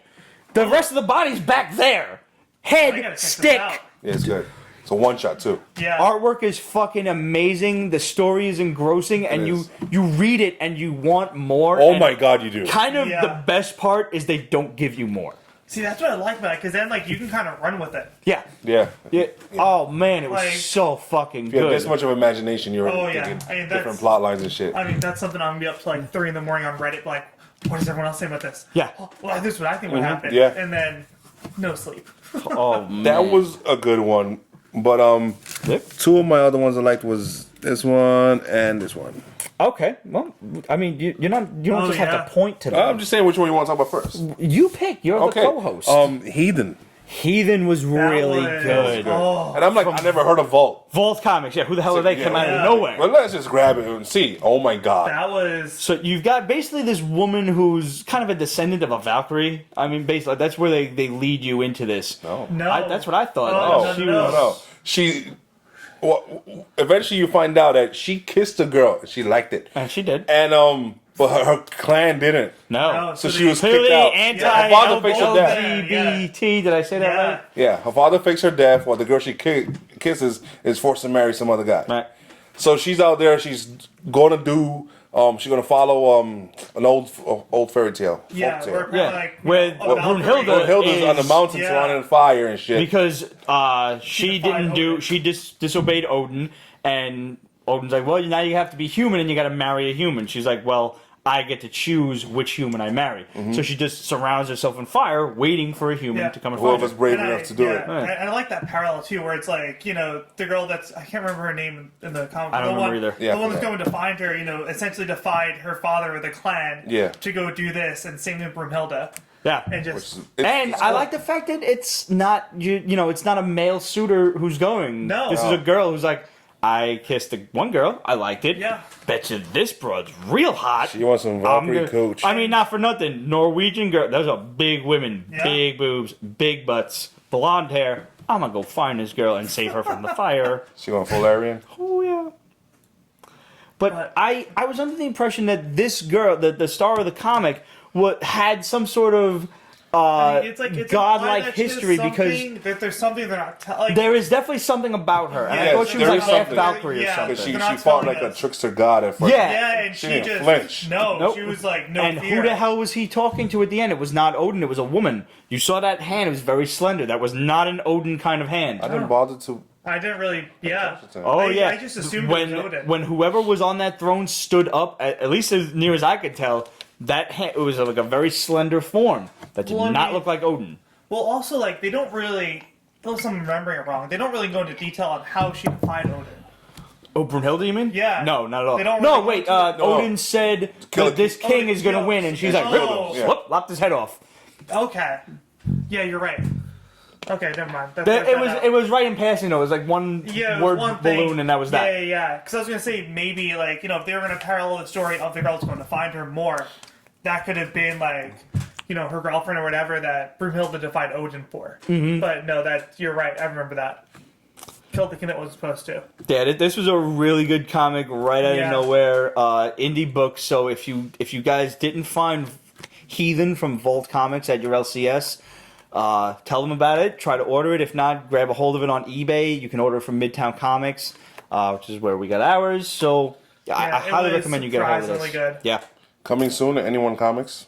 Yes. Anyone Comics. We'll be there next week for the opening day ceremony. Our boy Demetrius is opening his own comic shop, so we'll be there on Wednesday. Check it out. Let's stay with Vault real quick. They also came out with Fissure back on the 8th. You know what annoyed me about this book? The Spanish. Yes. And I thought about it. Oh, they're speaking too much Spanish. Pete's gonna be pissed. Now, listen. I agree. I am not one to say, they're in a border town in Texas. There are Mexican people. They're going to be speaking Spanish. You have two choices. A, write it in Spanish. Okay, look, you're fucking bilingual. I get it. I'm fucking proud of you. Look, I barely fucking speak English, bro. I speak Brooklyn. Fuck you. Done. I get it. You wanna make things as authentic as possible, and you want to encourage people to, accept other languages, other cultures. I get all of fucking that. I mean, I live in New York City. I have no choice but to accept other fucking cultures. Give me a fucking just a little word balloon on the bottom of what they're saying. But you know what? What did I say? I thought the art was good enough where you knew what they were saying. I had no choice but to infer it from the art. And thank God the art was good, because sometimes that doesn't happen. I mean, Google Translate, you could do right. But see, and thank you, Roger. That's my fucking problem. Is I am not going to sit there from a comic book and type. Did you hear what I just said? What? It goes right from the camera. Yeah, they're. Say what? Yeah. Camera. They have the comic, and it'll turn it. So I can take my phone and take a photo, click. No, not even. You just view it through the viewfinder. Look at the comic in Google Translate. Your camera. It will turn it into English. No fucking shit. Yeah. Holy shit. You haven't seen this shit? No. Dude, it's crazy. Like, literally. He just mastered Skype today, which that is he true. He did a really good job. Thank you. But yeah, no, it's like if you're trying to take a photo, like you literally just hold it up and like you'll see it like translate into fucking English for you. Yeah, right there in front of you. You never take a photo; it does it real time. Whoa! Big Brother's watching. Yeah, they're trying to help. About that. Sounds like it'd be handy when you're traveling. It uses a lot of data. You fucking pay your ass for that shit. So just make sure you have. So do it on my Wi-Fi, in other words. Go on Wi-Fi. Because I'm sitting there and I'm like, I am not going to take the fucking time to type this son of a bitch into Google and find out what they're saying. That really pissed me off. Okay, but in light of that, I'm not as angry. It was a good book. Yeah. Like, I feel what's in the hole? I want to know what's in the hole. I want to know. That's the thing. Is it ended, and I was like, I'm leaving it alone. Don't we all want to know what's in the hole? Always. No, like I finished it and I was like, did I miss something? Like I went back and read it again. And I was like, did I miss something reading this? Like, I thought there was supposed to be I saw more. there was some weird orange tentacle that grabbed out. Yes, Yeah. yes, there was. I was like, okay, tentacles. We got like some those- Henson action. But also, they had those green speech boxes, which was clearly whatever was in the pit talking. Yes. Like, that was clear whatever the spirit or whatever the fuck was living in there. I mean, basically, quick explanation of what the fuck we're talking about. You've got this border town of Texans and Mexicans, and suddenly a big-ass Fissure, title plot, cuts right through Main Street. Oh, crap. And the earthquake, like the crack in the earth is glowing green, and from it is spewing the spirits of the dead that people know, and it's luring them into the Fissure. But it might not even be the spirits of the dead. It might even actually be something mimicking them. Something. I think also it's not a coincidence that the Fissure started with his assholes out patrolling the border. Yeah. And it started in the middle of town with some assholes in a bar being grumpy and shit. Okay. It might be feeding off of that. Maybe it's like the hate and anger and even like they power. made an allegory to it too, or it was like, you know, like clear even in the art, it was like a clear divider between like, you know, all the white people. They compared on it to one side. a wall. They Yeah. compared it to like, you know, it has split the town down the middle of Texan born and bred and Mexican immigrants and stuff. Although the one thing is, like, they weren't nearly as freaked out as a giant hole opening up in the middle of their town as they should be. They're like, Yeah, just I go agree with home, that. nothing's wrong. Yeah, no, you're fine. I would be like, no, I'm getting the fuck out of Dodge. Like, you see that? You see that? The earth opened up. It's trying to swallow people. To get Somebody the get fuck outta some here. doors, nail them the fuck together. We're getting on the whatever side of the Ghostbusters. door of the fucking floor crack seems safest. And as far as I'm concerned, that's in America. Come on over. There's a crack over there, and it's pulling people. It's pulling people in. You know, you get the fuck out of Dodge. I don't think the Federales are going to be able to tackle the monster in the pit. I think this is really a job for the American National Guard. Wait, what? Do they have supernatural guns? You never know. I mean, we're bound to have better bombs in Mexico. I don't know. We're usually sending our bombs to everybody else, so they might have the same bombs. They don't have Ghostbusters. Exactly. Joe Pesci. Joe Pesci. Joe Pesci gets, dropped in, airborne, that's it, boom.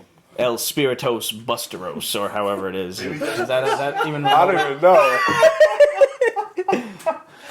It's like, listen, I'm all one for immigration. Like, guys, come on over. I understand it's not fucking safe there. Just come on over. Use the doors as drawbridges. Just come on over.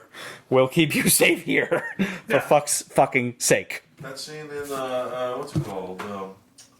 Goodfellas, when they're burying Joe Pesci. He was just going to fight the crap. Oh, that's it. They were actually. It was like a Joe Pesci time bomb. Yep. They knew a crack was going to open there, so they put him in the ground first. That's the sequel to Goodfellas. Oh, it is a Joe Pesci tree that grows out of the ground. Do little Joe Pesci's grow out? Oh, it's horrible. You can do that now. Like, if after you drop dead, you can have your yeah. ashes imbued into a tree and you grow and shit. My tree will grow titties. It should. I'm gonna make myself Titty a tree. titty fruit that you guys have.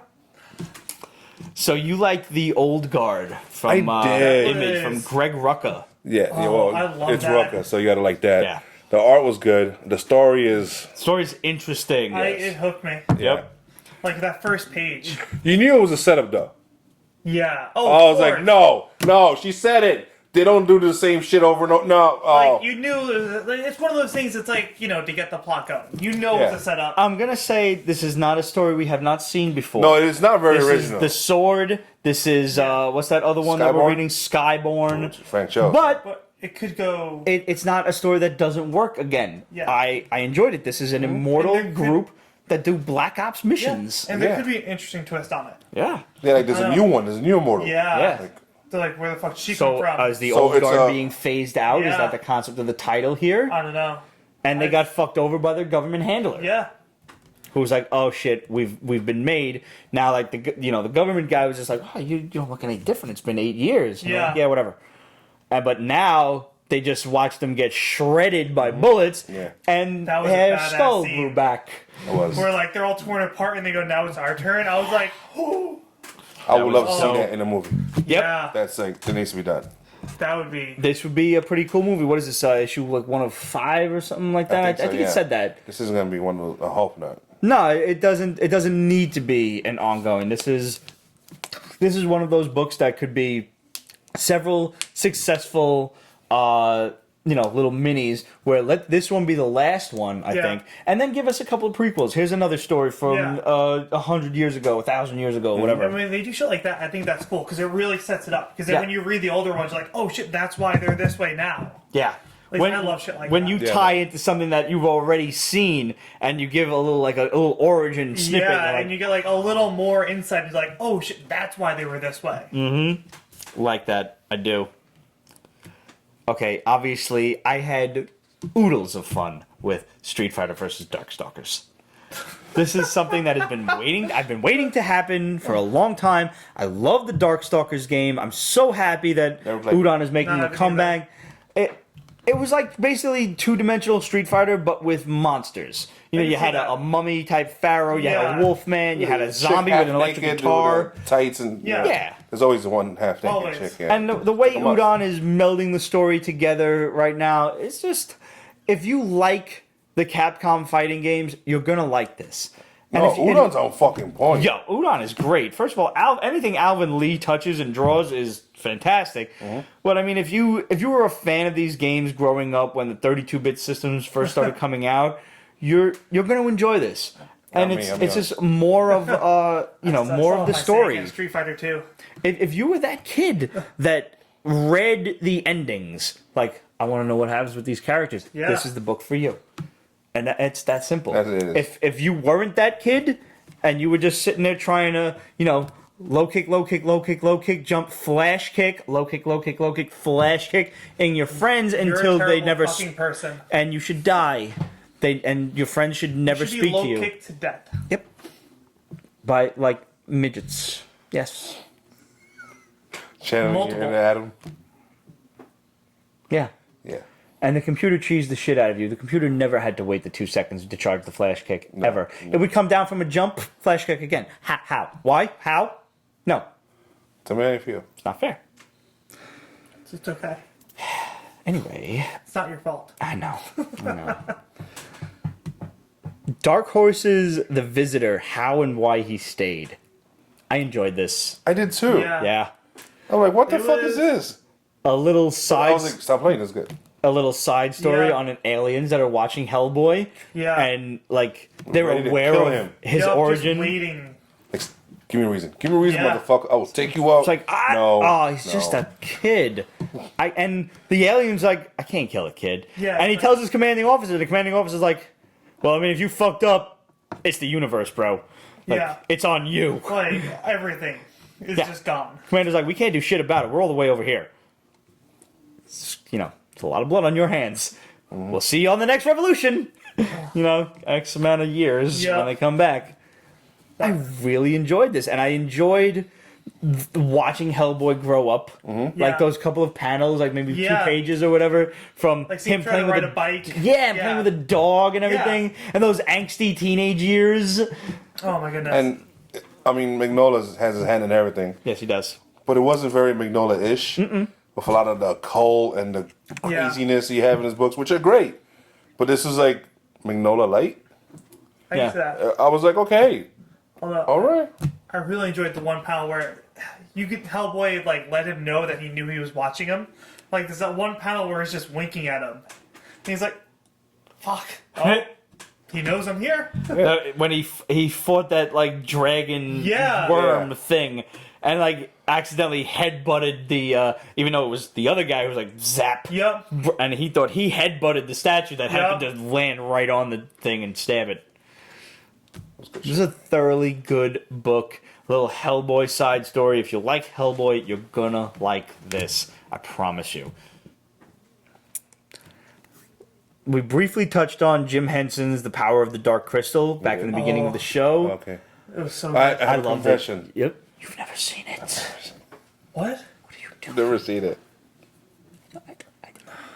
When you think you know a person. We're going to take a 2-hour break and watch it real quick and come back. No, I wrote it down. It's on my list of things to do. This is a fucked up movie. You don't even understand. No, from what I read of this, which is a sequel, I'm like, what the fuck happens in this movie? Yes, you heard right. Yes, it's a sequel. Yes, it's good. It is good. Oh my god.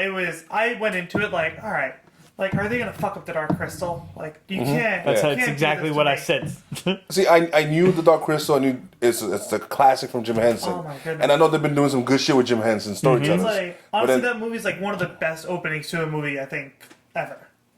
Yeah. Shit, I gotta see this. I might try to see it tomorrow. Dude, it really is good. Sit down and watch it. I love the fact that the people that were left in charge have basically kind of they're on their way to Skeksis territory. Yeah. Like they're fucking like- shit up. Yeah, They're and it's becoming like the crystal. corrupt. Like, there's something fucked up with it. Yep. Yeah. Like, And we don't even know though what it's- yet. Yeah. Mhm. And a little fire being is like coming to for Yeah. help, and Being she's like- being hounded and hunted. Yeah. Although the last Skeksis scene style. where, spoilers, but last scene where, like, the fire being's like, I need to destroy it. Like, I Yeah. need to shatter it. It's like I a was piece of your crystal is really gonna save all of my people. Can I have a piece? Yeah, and I was like, that was the entire fucking movie, was putting it back together. Right. You're gonna You're gonna fucking break undo the it? whole thing. Everything. Okay, I need to see So this. yeah, I mean, if you grew up with the Dark Crystal, this is a book you absolutely need to read. It I had was- so many doubts, and they I were know, all and I love quieted. that they had Gen 2 in it. Like, he wakes up, is like, what the fuck's going on? Yeah. And the other creepy old lady, Yeah. that I forget her name. The Gedra, Gira, Yeah. someone a G. God, I have the worst memory in history. Question. I found out tomorrow I'm free morning. Uh-huh. So this is for the fans too. I have my morning free, so what should I watch? Rocky Horror Show or the Dark Crystal? Dark Crystal. Save Rocky Horror for Halloween. Yeah, I mean, like, you can go, like, if you're gonna do Oh, Rocky really Horror, sorry, like, Halloween. go see it, like, at midnight over in, like, Chelsea or something. They do it, like, every Friday and Saturday at midnight. Yeah, I've seen that. Yeah. Like, if you're gonna see it, do that, because that's fucking Dark Crystal. Yeah. But Dark Crystal, easily. I mean, it's an '80s must. Yeah. Rocky Horror, I've never seen it. It's a great- But from what I know of it, it's a little out there. It's out there. It's definitely, like, if you're gonna see it the first time you have the chance, definitely go see it where, like, all the people are acting it out, and, like, you're in the crowd where everyone fucking knows every line. See, that annoys the shit out of me. Oh, really? Like, shut the fuck up. I just paid $10 to get in here. Oh, see, Somebody mentioned Fire and Ice. You've never seen Fire and Ice? No. Fire and Ice is really good. I mean, it's for Zeta, for God's sake. Yeah, I'll I loan know. you Fire No, and I think Ice. I have that somewhere. Let's eliminate the two Daredevil #1s that came out between this week and 2 weeks ago, Kingpin and Elektra. Elektra was this week. I damn well knew, spoiler alert, if, just for the sake of it, that was arcade in the beginning of the book. Yeah, no. I mean, gambling, games, people cutting out. Yeah. Dude got crushed by a giant piece of dice in a screen. I'm like, that's arcade. There's no one else. No. Like, you're in Vegas, you're gambling against the odds. It's fucking arcade. And I like the fact that she takes the time to whoop ass on some, grubby casino owner Oh who's my also God. beating the shit out of, like, his girls, his bartenders, who he's fucking on the side, who he's forcing to fuck him on the side. Yeah. I love the intro. I like that she was, like, in a blonde wig or whatever in the beginning. The art's good. Yes, it is. The art's very good.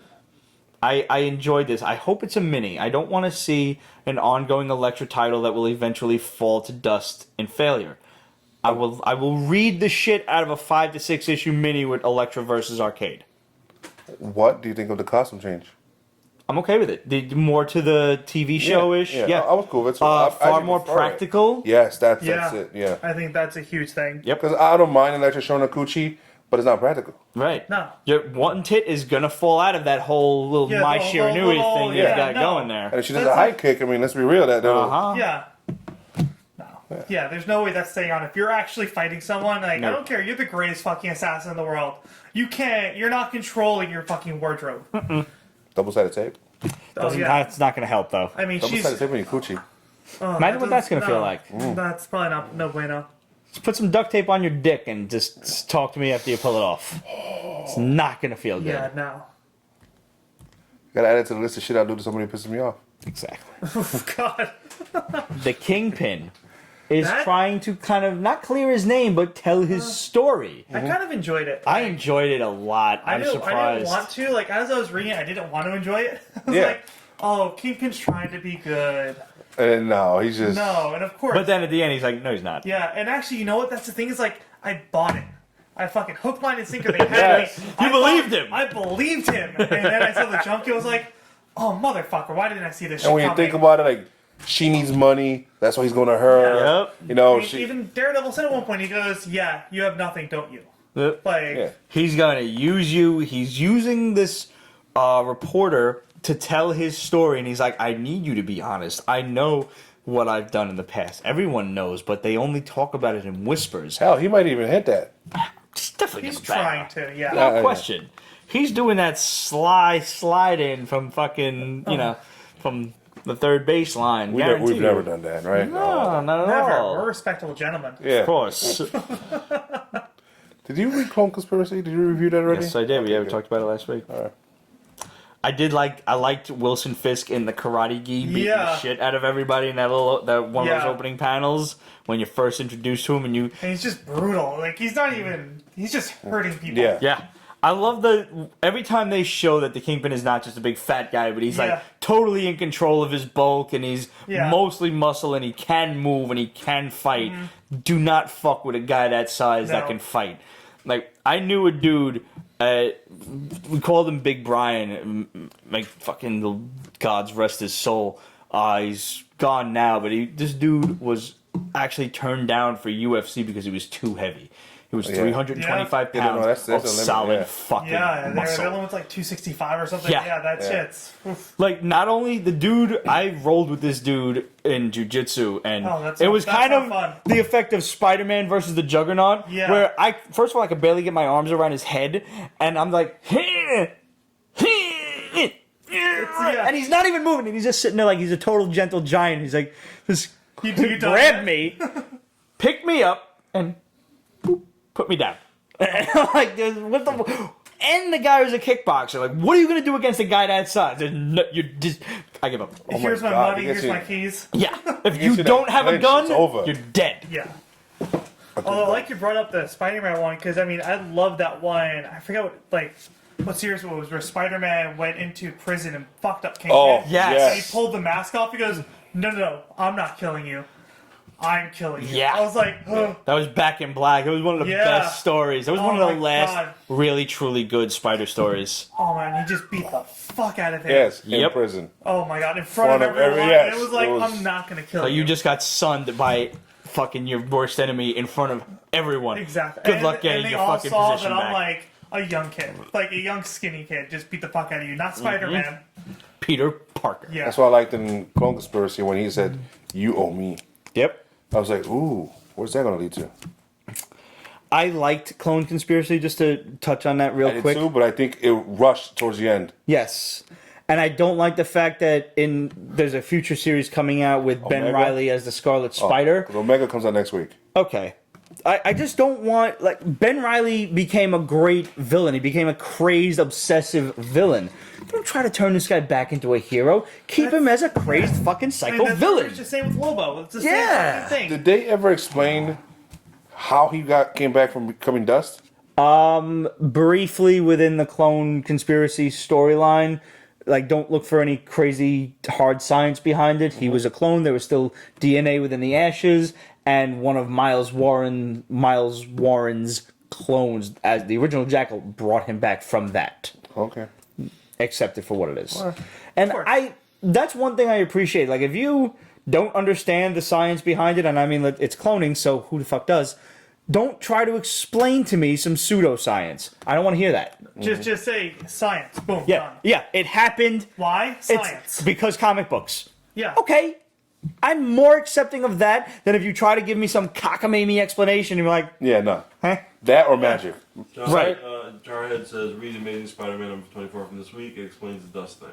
Okay, I haven't read that one yet. So there you go, further explanation for the dust thing. That's what we do. He also said that the Rocky Horror Picture Show is pretty good. Pretty great, actually, he says. And Back in Black is probably my favorite comic, but far, ... I don't know what he's talking about. But. Back in Black is the Spider story when Aunt May was shot and Peter Parker loses his mind. He acted like a whiny bitch. No, she can't die. She's been around for 10,000 years. No. Mona and I have a slight disagreement on this subject. Pete's a fucking tradition that needs to let go of the old hag. That's right, I forgot that. We used to have But I mean, also, every episode for a while. Yeah. It's going on for quite some time. Yes. But I don't know. every superhero needs someone close to them to die. Like, it just happens. It's like, except Or Matt Murdock's had like 17 people. Oh my God, he has his unfair. yeah, it's like everyone he comes in contact Did with. you read the Clone Conspiracy by any chance? no. The new Spider? Okay. No, Amy, I we remember haven't. reading I it in haven't. Marvel. I got annoyed with it. There was a very great aggravating. explanation in Spider-Man that I really thought Dan Slott hit home with, and that was Ben Reilly was bringing everyone back from the dead, and he was telling Peter Parker, like, listen, no more regrets. You don't. Everyone you ever wanted to save that you couldn't, they're back, and you have a clean slate. Here you go. Yeah. And to prove that I'm legit, I can bring Uncle Ben back. I can bring him back. Your first regret, your first failure, I can bring kept him on back. bringing that up, And he he thought fucked about up it, a lot. and I mean, he's like, that's kind of that's. and Spidey's like, man, we can have Uncle Ben back. And then finally, right at the end, right when he finally says, no, you're fucked up. Yeah. And he's like, you brought everyone else back without hesitation. You brought Gwen Stacy back, who we loved for all our lives. You brought her father, Captain Stacy, back. You brought all of these villains back for redemption. You didn't bring Uncle Ben back, and you could have. You could have introduced me to Uncle Ben right off the bat, and you didn't. And do you fucking know why? Because he would have told you you're wrong. He would have told you this is not natural, this is not good, you're wrong. And that to me was such a quintessential Spider-Man moment that I'm like, so fucking well done. Absolutely. Yeah. That's exactly what would have happened. It's true. Mm-hmm. So I mean, like, as much as I love Spider-Man, I feel like a lot of his. Good night, Amy. Good night, Amy. Is based around like his guilt for not being able to save Uncle Ben. Right. So like that's so much of like what his ethics are is based around that and what Uncle Ben would have done. Mm-hmm. This Clone Conspiracy turned out to be a far better story than I ever expected it to be. Yeah, I'm very I happy heard with Clone, and I was like, nope, I'm not touching that. yeah. Guilty. Yeah, we're all like. Yeah, I was like, nope, I'm good. So, all right, let's just gloss over this one real quick because Dark Horse's Empowered and the Soldier of Love. That was you. That was you. You didn't read this one? I read it. Okay. Because I it's didn't fucking read you. this one. Yeah, well. He does this shit. He puts it on the fucking list. Just to Okay. be an asshole. First of all- and then he knows I want to read it, and then he doesn't read it. But I read it though. I think it I happened read last it. time I was out with I the read chick it. with the holograms. You know what's the best thing about this? What? The art? The outfits breaking up at hot chicks. That's it. I loved the art. Yeah. Loved The every art's moment good. of it. It's very Anime-ish. Yeah, American anime. Yeah, there you go. Apparently, Empowered is a character that has been around for a while. Yeah, she has. I'm not familiar with it. I must Yeah, have I glossed. I probably put those on my haul list and then didn't read them and forced him to. Sounds about right. So apparently, this chick is that they're all living in this society where superheroes are a regular thing, and everybody kind of ships, which I hate that term, different relationships between. It's almost like really reality TV superhero style. No. And I mean, It's like the CW. yeah, But where I mean, it's just pretty people with problems and they have and a villain shows up with this love gun. By the way, more fucking Spanish talking. Yeah, more of Spanish it. in that, yeah. And it's not even Spanish Are you talking. pointing at It's me a for? fucking armadillo. There's an armadillo and he's talking Spanish. Why? How many armadillos do you have in Mexico? I'm not Mexican. I'm just saying. What language you want him to speak? No. You want to speak armadillo? I don't know. I kind You're of. not going to understand I anything look right. at an armadillo and I kind of picture something remotely Eastern European. Oh, maybe Nordic or It's mine, something. yo. I don't know. That's why it's an But armadillo. like they live in warm weather. They're Do they? like I don't know. They're like all down south. Are they really? You know what they call in Texas? No. Speed bumps. Really? That's fucked up. Yeah. I wonder if they have armadillo jerky. Actually, they do. Bet you they do. No, I'll they eat an armadillo. I would. Yes, we're getting way off topic again. I'm just saying. Armadillo jerky. So this villain shows up with a love gun and starts shooting at people, and there's a lot. Yes, fucking yes. Holy shit. Right? Yeah. Yes. There's a lot of gayness going on. There's a lot of lesbianism. There's the one lesbianism that you want to happen, but obviously doesn't happen because some sort of Spanish text that I don't really understand. And she was like, "No, we can't do that." And because title like that's the one that the readers want to see is like her and her best friend fucking go at it. Well, I mean, they got to build that up. They Yeah. can't give you that to you up in the first Not in the first issue. No. And she's got some other psychotic, crazy plot going on. The best thing about this book was the art, and that's that.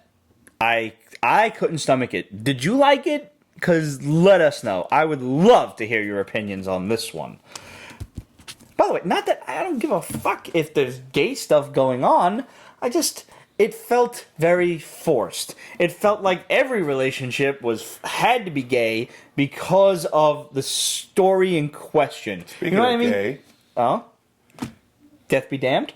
No, Batgirl. Batwoman. Yeah. Sorry, yeah. Batwoman. Yes. Yes. I appreciated this book, Batwoman Rebirth, from last week. Okay, it was an origin story in case you're unfamiliar with the character. It is. It's that. Yeah, but dead mom, dead twin. Even though she's back. It rehashed all the shit that got on my nerves after a while. The first series got fucking canceled because, well, they got a little too risque and shit, I guess, and they had an argument with the creative talent. Let's be real. Did the creative talent want to push the envelope, or did DC want to push the envelope? I don't remember. But they obviously did a lot of gay, and they did a lot of those fucking paneling thing after a while. That was just those two things. Yeah, there's a lot of that in this. Where I'm not gonna lie, I thought of the story I know the origin story. Even I was reading this, I'm like, this is convoluted as shit. Yeah, I was like, where are we in time at this point? This no now, concept. Then at this but point, you're working with Batman, so where are you? I'm not. She's in Detective Comics, and she's in that wonderfully. Mm-hmm. I'm a few issues behind, but still wonderfully. Yeah.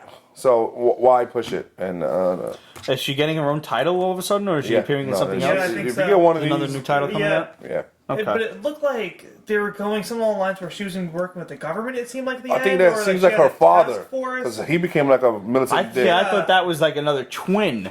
Like you said, her twin is back. Twin is back, but she looks way different. Even though she got bucked in the fucking head. Like, how do you recover from that? She's not dead. She's comic book dead. Comic book dead. Yeah. Right. That's like a joke. It's a revolving door. What was it? I think it was during Blackest Night. I'll never forget. One of the things, I think it's flashes in a graveyard. And one of the opening books of the series, and he goes, "Yeah, death never sticks for us superhero types."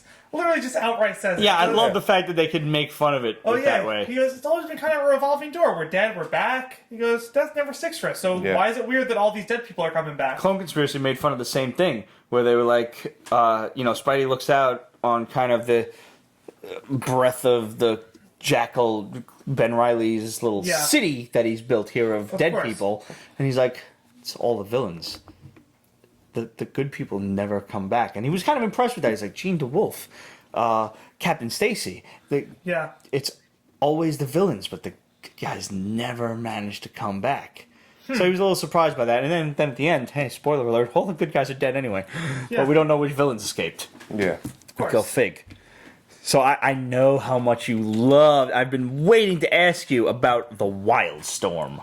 Oh, that's one of the things I was off last week. I'm like, thank you, God. At least I don't have to review this. Oh, no. I waited for you for this. These are characters that 6 people care about. I'm like 5 and 6. Yeah, huh? Yeah. It was. This hurt my feelings so hard, so bad. First of all, Jim Lee, you're a fucking cunt. I love you. And this was Warren Ellis, and I couldn't. I still need to get your signature on my X-Men #1. But you're a fucking cunt. Because you're stuck being a VP. You fucking drawing Suicide Squad. Or you were. You actually stopped. Because, you only do 12 issues and you're done for 3 years. And meanwhile, your fucking universe, which you fucking started and created, you're not involved with at all except for some fucking half-ass variant cover. What the motherfucking fuck? Do you not give a fuck about the shit you created? Image is 25 years old. You were a part of that. And you fucking sold out. I'm going to say it. I'm probably going to hear grief for this. But where the fuck are you for your fucking universe? Wildcats, Stormwatch, everybody involved in this shit. That you fucking created, and you're letting this motherfucking go crazy with this shit. Okay, I'm done. And that's what's grinding my gears with Ramon. Says laughing my ass off. But yeah, I didn't know any of the characters in this, and I was like, they showed Grifter for a hot second. I'm like, hey, I know that guy. You see the way they changed his mask? Yeah. It used to be up to here, and I was like the whole face. And oh my god. Yeah. And I don't know who the businessman is that. I'm not sure if he's evil or if the government that they're working for is the evil one. Is he a robot or is he an alien? Yeah, he's something not human. He's an alien. He's supposed to be an alien. Yeah. He's supposed to be a good guy, even though he's a little douchey. So is the government that they're working for the bad guys? The guy in the end who's being interviewed, the black guy who's supposed to be white, is being interviewed in a chair. Wait, what?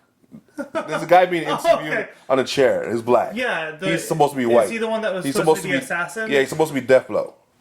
Okay. And Deathblow's originally white, but Didn't know anyway, that. which doesn't bother me. I'm like, okay, you're gonna make some changes. I fucking accept that. Yeah. Who's the bro that Guyver's out and shit? Like in the She's armor. She's in the Authority, or famously from the Authority, where she's the engineer. She doesn't look that mechanical originally. She looks metalish and shit like that. And she's been around more recently. And These are all characters that have been around in like the Wildstorm universe. Yeah, and, it said and they even know the DC a little teams bit. and everything that they've tried unsuccessfully in the past to bring back on more than one occasion, a few occasions at least. Because they go too far from the main original source. And I mean, the main original source barely worked. It worked because it was the 90s. How much is that going to work now? I'm not saying stick to it. Modernize it. Kind of like what Marvel did. Like, Tony Stark for the movies. He's not from Vietnam. He's from... Sure, from shit like that. Afghanistan. Yeah, it was Namor's going to be an Inhuman because Right. that's the situation they got. But in this case, they DC literally DC'd it, in which case they went from like what's in the comic books or what was good and working one time to like, Martha Wayne, and they both start hugging it out and sucking each other's dick. You understand the difference? What they did? Yeah. And they need to find a I could not get into this one bit. I'm not. It I hurt. was just, I mean, like, honestly, I said, I didn't know the characters as I'm reading. I'm like, why the fuck did she turn to metal? Like, she said she had something inside of her, she needed to get out, and all of a sudden she's okay. Yeah. And now I'm saving people, and I'm totally, like, no. Didn't get it. Yeah. Yeah. All right, so the last 3 books that we got this week, first of all, from Red 5, The Rift, which came out at the end of January.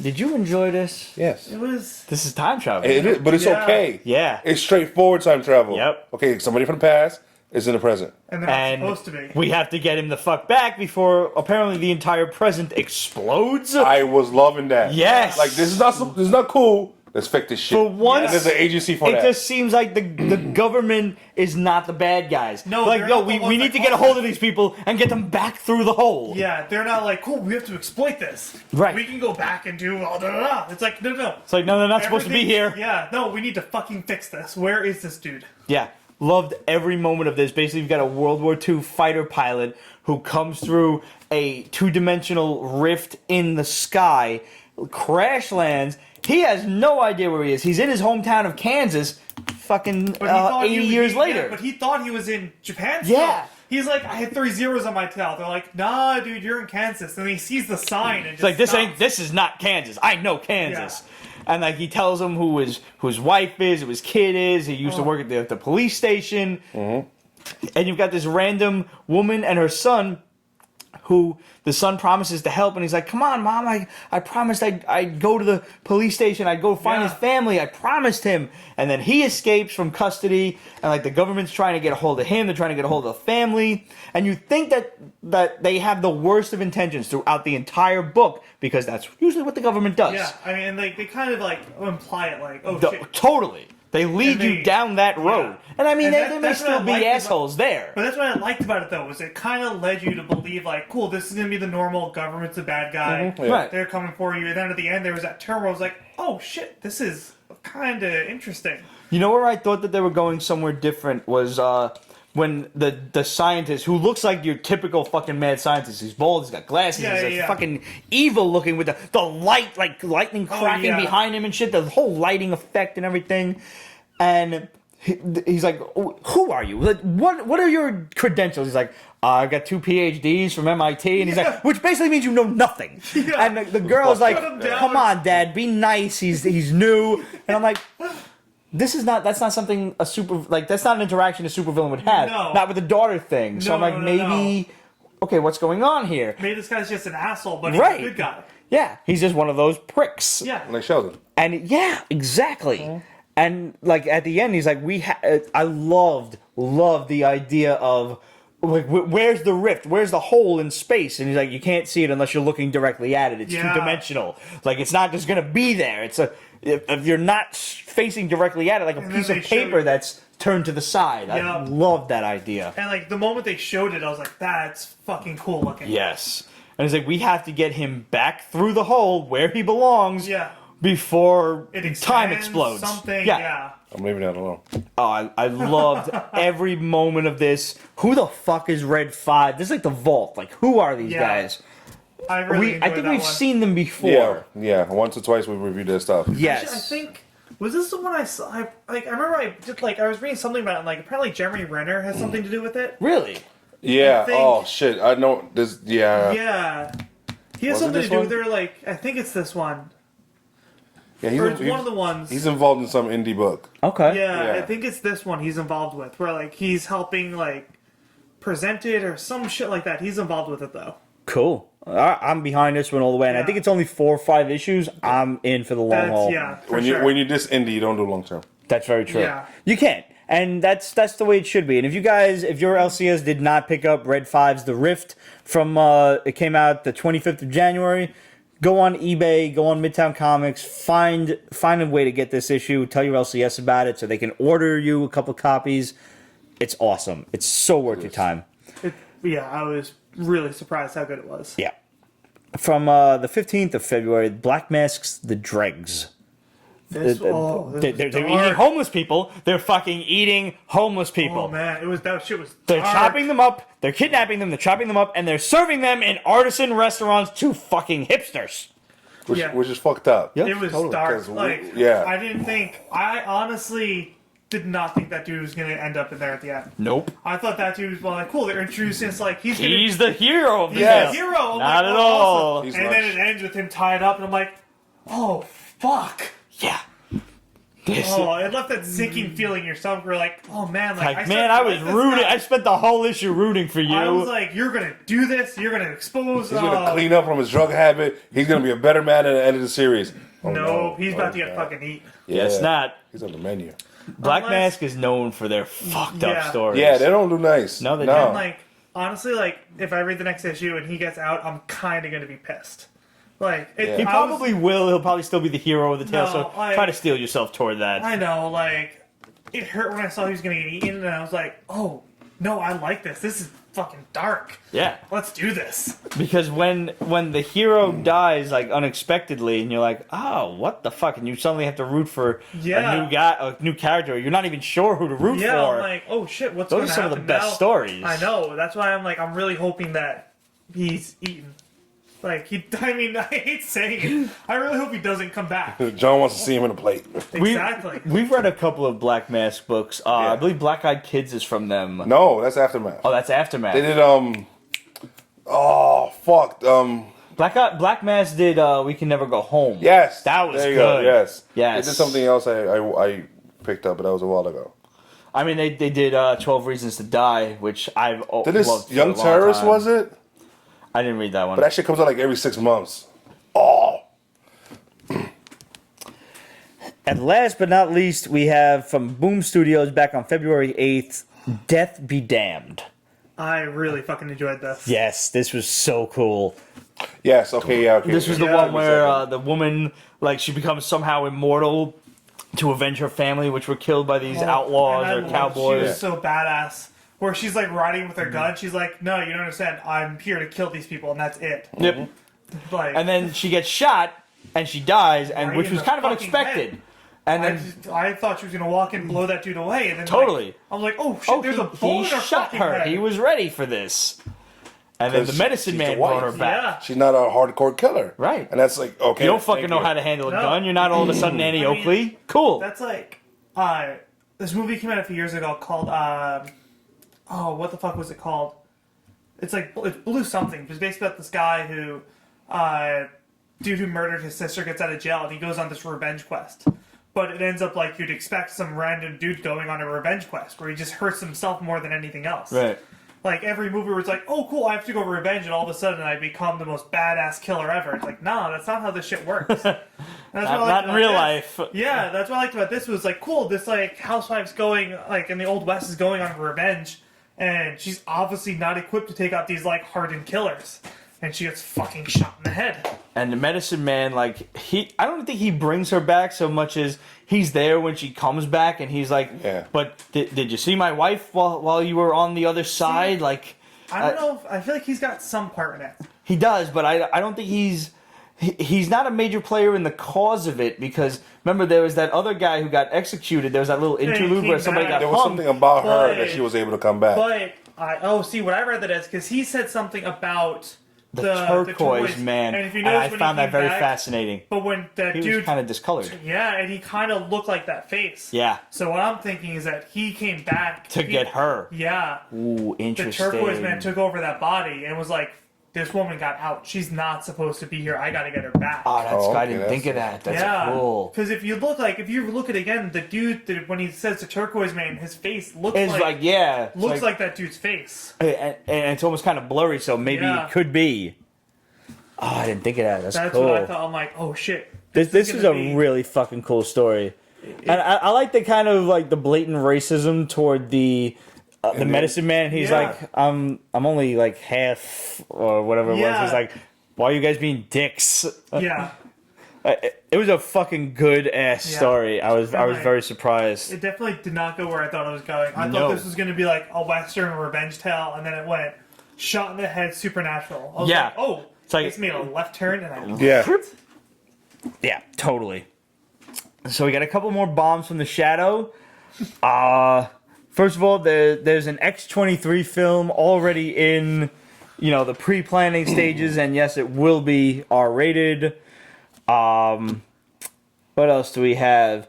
In one of the old Guardians of the Galaxy drafts, in one of the old original drafts for Infinity War, the Guardians of the Galaxy character Charlie 27 was in it, and he will most likely remain, so you can expect maybe to see him, or at least in passing, not as like a major, hey, it's Charlie 27, because who the fuck is Charlie 27?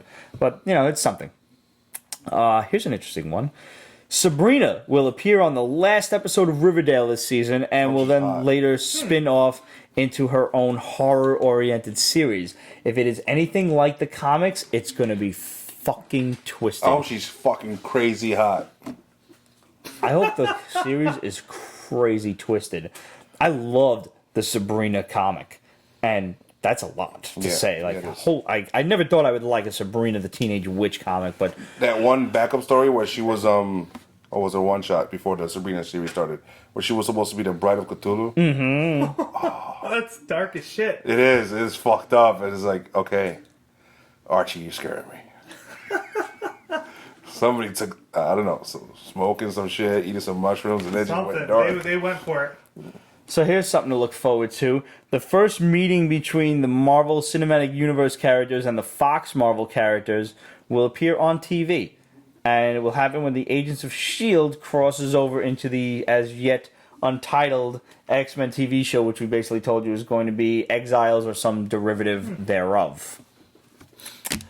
And finally, in the original outlines of the new Star Wars trilogy, Rey was one of Luke Skywalker's students at a Jedi temple. However, Kylo Ren began murdering them all, so Luke helped her escape and wiped her memory. This caused a fallout with his wife and Rey's mother, Mara Jade, or Mara Jade, depending on how you want to pronounce that. How much of this is left remains to be seen.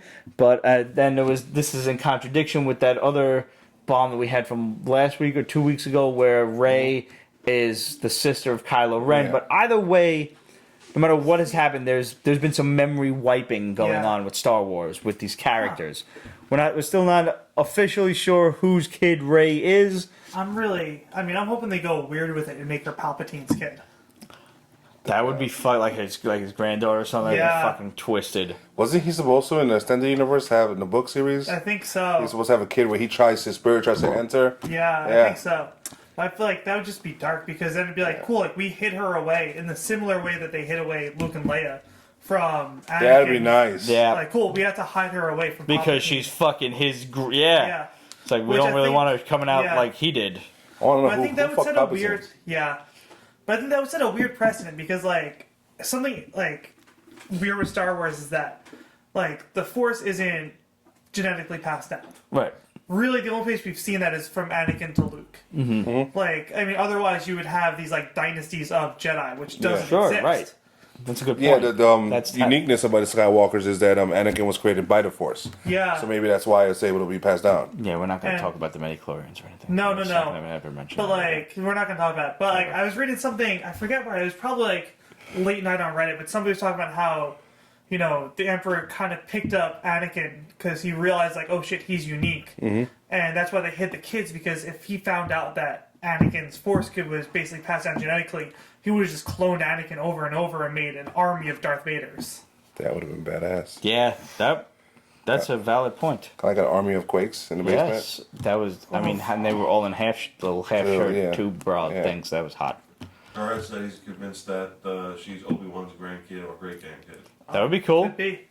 Obi-Wan. And it would be I mean, interesting because Obi-Wan was so, you know, Jedi training centric that for him to break that oath and have In the cartoon relations. series, he had feelings for Yeah. somebody. But did you? Okay, this is like something that makes the prequels watchable. Is that what pushes Anakin over the edge? Is that he basically solely finds out that Padme and Obi-Wan were actually in love? No way. I'll send it to you. Like Yeah. it breaks it down because like, you know, there's little things like when the assassins. Well, it makes are sense in- because he's like 10 years younger than her. Yeah. But like when like I think it was like Clone Wars in the very opening scene where like the assassins send in like the snakes into the room. Anakin's not the one that dives out the window to take out the little drone. It's Obi-Wan. When she needs a bodyguard, she asks for Obi-Wan. That's true. All these things, and then it's him, Anakin, slowly being driven insane by the fact that like his mentor and brother is actually fucking his girl behind his back. That's rough. That would be crazy. And that makes it a little more watchable. She's all like, I want to lick your lightsaber, Master Obi-Wan. I'm just saying. Somebody on Periscope asked about Flash. Did we talk about Flash? We did not talk about Flash. All right, let's end it off on Flash. That'll be a great lead into our last question of the day too. This was Gorilla Grodd, One Nation under Grodd. The first one, right? Not the second one. Yeah, first, then second one's next week. Although, I loved it until the end. What about it? What was it about the end that pissed you off? Where the fuck did he find her? I guess we'll get that explanation next I hope week. so, but that was the only thing. The other girl that opens portals. Gypsy. Oh, Gypsy. Yeah, So I don't know. hot. That was. Oh my goodness. But now we're also getting another speedster. We're getting the speedster from Earth 19, which is where they're from. Who calls himself the Accelerated Man. Yes, Ramon, another speedster. See, he has such an awesome rose gallery.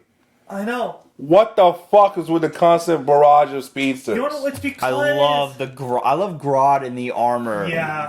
Yeah. It's because speedsters are way too overpowered. Like you don't beat a speedster? Yeah, it's true. It's truth. How do you beat a speedster? You outsmart a speedster. I mean, that's why like I'm happy they're bringing what's his face, Mr. Mizzlepick. I can never fucking say. Well, that was interesting. Yeah, okay. Supergirl. See now, I'm glad you brought that up. I just want to bring this to everyone's attention. On Supergirl, they struggled to pronounce Mrs. Pitlick. Mrs. Yeah. Pitlick. The name was never meant to be pronounced.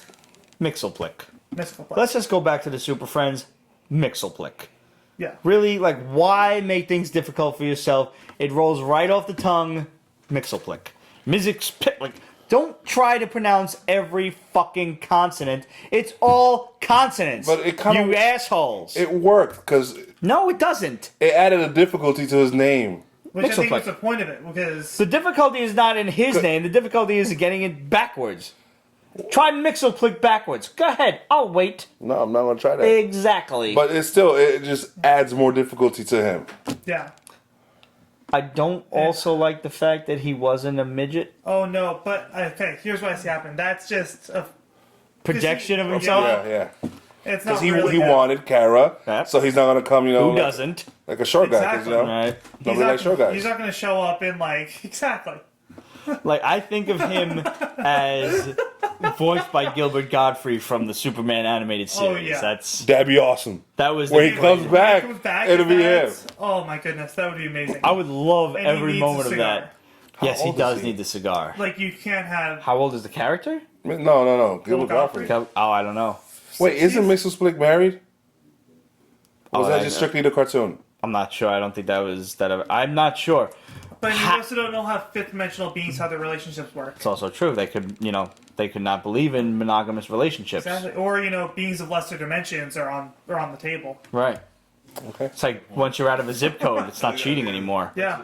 Zip code, not even a state or country. It's just zip It's like, code. listen, these are three-dimensional beings. That's fine. We're in fifth dimensions. I mean, that's like... How's my wife gonna get mad if I fuck a two-dimensional chick? Exactly. Isn't that just porn? She should be like, what are you doing with that magazine? Why is there a whole... Why is there... And why is it Kittens Monthly? That is the end of the show. Well, wait, we've got one more question to end the show, and I just want to make sure. I believe this was from Absolute. Absolute wants to know, out of all the live-action Batman films, which film had the best villain and which film had the worst? So from Tim Burton's Batman to BVS, but I'm going to extend that, since you said live-action, I'm going to extend that to Batman 66. Oh. No, you can't take that seriously. Why the fuck not? You can't. I was You gonna say, can't Batman, compare them. Batman vs Superman had the best villain.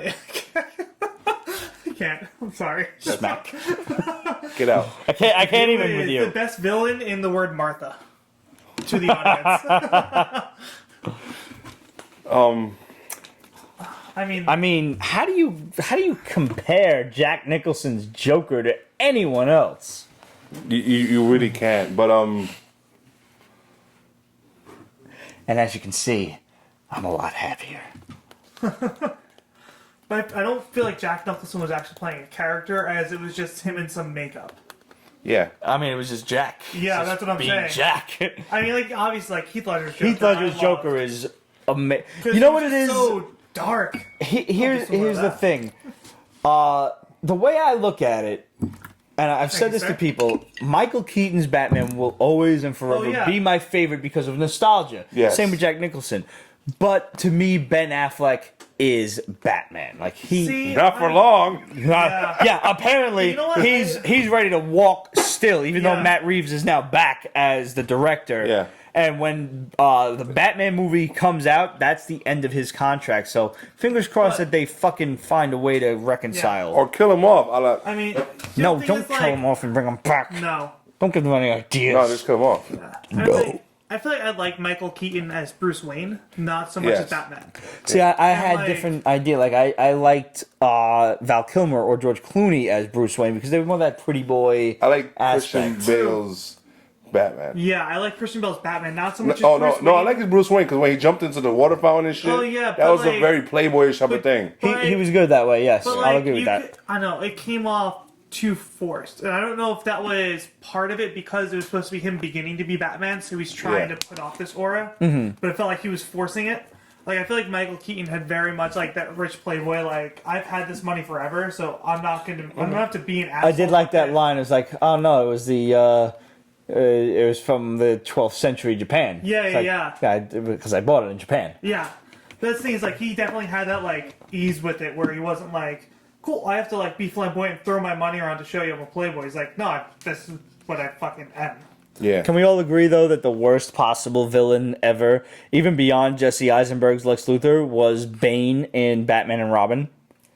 Bomb. Oh. Bomb. You almost forget about him. Yeah. You would love to. Can we not talk about that But movie? one of my Bat favorite nipples? villains was Bane. Mr. Freeze.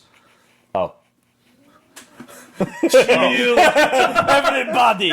Chill. Yeah, no, but What? No. How did what? Tom No? Hardy. I mean, like, Yeah, I mean, but It was just- clearly. I think I prefer him over inferior Heath to Ledger. Arnold Schwarzenegger's Mr. Freeze.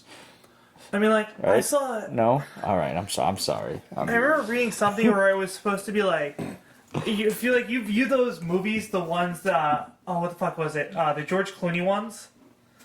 It was like Batman and Robin and Batman Forever as being Batman movies in the Michael Keaton universe, where they're just so over the top. Right. Because they're supposed to be movies about Batman in that universe, and that kind of makes it watchable, but at the same time, like, like Batgirl had high heels. really, like, how the fuck are you running in that? You're not. Alicia Silverstone was just. Huh. She's something. I think my favorite still goes to Jack Nicholson. Despite it, I loved Heath Ledger, but favorite has to come from the heart, and I think that goes to Jack Nicholson. I can see that. Darth Myers, it's always awesome to have a Live in 5 Thirsty Thursday. You too, sir. Salud. Thoughts on the first image of the Han Solo movie with the cast? Woody looks crunched. It's just them there in the seat in a Falcon. I mean, like that's No idea what everyone is. Yeah. Yeah. I like everybody like they crunched into the like cockpit and whatever. Although I'm real excited to see Donald Glover as Lando. Yes. I think he's gonna fucking kill that. I'm hoping so too. I didn't realize he was playing Lando. Yeah, he's playing young Lando. I get to see him being like. There's only so many black people in Star Wars. I just see him being like so smooth in that role. Like He's great, man. He might overshadow. Please tell me Han. you've watched his Yeah. stand-up. Oh yeah. I Oh fucking man, love him. there's so many dick jokes. Like it's hard. Oh yeah. You He's can't so keep track. fucking funny. That's the like. I mean, like I literally. I mean, I know I'm way behind this, but like I'm on like season 2 of Rebels right now, and I feel like the Lando in that's just not like he's not like smooth enough. Like he's a little too. Like the way he handles things is too clunky. Like I picture Lando's being like, "Cool, I'm gonna hang back and like let this happen. I'm gonna manipulate this shit here." But like I don't see it that much from him. But I feel Marvel like did a book, a mini Star Wars Lando. oh yeah, That was good. that was good. That was damn I good. mean, I'd love their Darth Vader series like that. God. Not gonna lie. I want to go back real quick to a question that we answered in the beginning of the show from Incredible Hulk Comics. What's your favorite news that came out of Toy Fair? Since we're on the subject of Star Wars, they have a brand new, like, life-sized BB-8 that follows you around like a puppy. And it makes all the squeaks and bells and whistles and noises and everything. That's extra. I know what my next question says. I have no idea what it's going to cost you. Yeah. But it's supposed to be out in late quarter 2017. Yeah. Oh, I'm yeah. saving now. We're going to answer that, absolutely. Yeah. Yeah. And last but not least, was she asking about who would win in a fight? Yeah. Yeah. From Absolute, who would win in a fight? We have White Canary versus Speedy versus Patty Spivot. And we're not talking about the characters, we're talking about the actresses themselves. That is Willa Holland versus Katie Lotz versus Chantel Van Santen, I'm who sorry. played... You know, Patty Spivot's got the booty. You just Patty don't- Spivot is so hot. Yeah, There's she's heavy into fitness. But you don't beat the booty. Like, but I'm sorry. do you guys follow Katie Lotz on No, she's Instagram? serious too. Yo, she's a straight up stunt woman. All of the martial arts stuff, all the stunts she does herself. She's a fighter. I think she'd win. But Willa Holland's she looks scrappy though. She's a drinker too, so she's Willa been through Holland's it, a you know? party gal. So I mean, but I'm gonna give this one to Katie Lotz. I'm giving this one White Canary. Yeah, I agree. I could see that. But Not by much, but yeah, Patty she looks got like the she- fatty. She's I so mean, hot. Yeah. But that's the thing is, you know, I mean, hopefully they just start fighting, start kissing. and that's how fights from there, usually go. That's clothes come clearly. off, and next thing you know, Who would win in a fight, Batman or Zombie Batman? And that's the end of the show, folks. Thanks for tuning in. It's been a great ride. Thanks to Michael, Valentine, and Captain Zorikh for coming on the show in the beginning. Guys, tune in to the Big Apple Comic-Con. Make sure if you're going, you check out Comix, behind the pages. It's going to be a great show. And thanks again for watching us. Hit us up, questions@peachbasement.com, facebook.com/peachbasement, Instagram, Twitter, etc., at Pete's Basement. Ramon, you got something? Absolute wants to know if you want more chips. Of course I want more chips. They were delicious. Of course. And hopefully this time I'll be here and I can have some of them. Wow. They were really good. And some cookies. We're gonna have to. I'm gonna have to mail this girl like some Jeanette's like. She said any Italian specific cookies. flavor. Nah, surprise us. You surprised us. Yeah, seriously, that's pretty cool. We're pretty eclectic. We're easy to please. Look at cannolis. We should mail her some cannolis, like some express mail overnight cannolis from Fortunato's. You have to do quick. Yeah, you just gotta mail it quick. Or you mail it disassembled.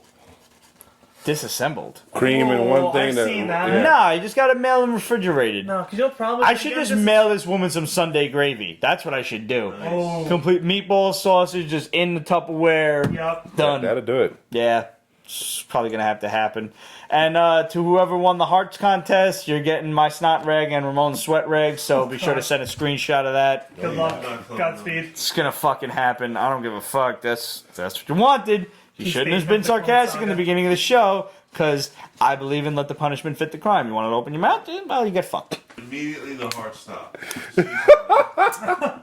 Exactly. What time is it? Yo, it's still early. It's only 12:12 for a 2.5, almost 3 hour show. We did damn good. Oh. We will see you guys next week. John, thanks for coming on the program. thanks Always for a having me pleasure, on. man. Always. Salud. Salud.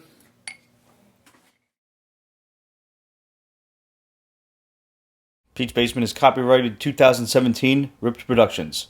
All rights reserved, so go fuck yourself.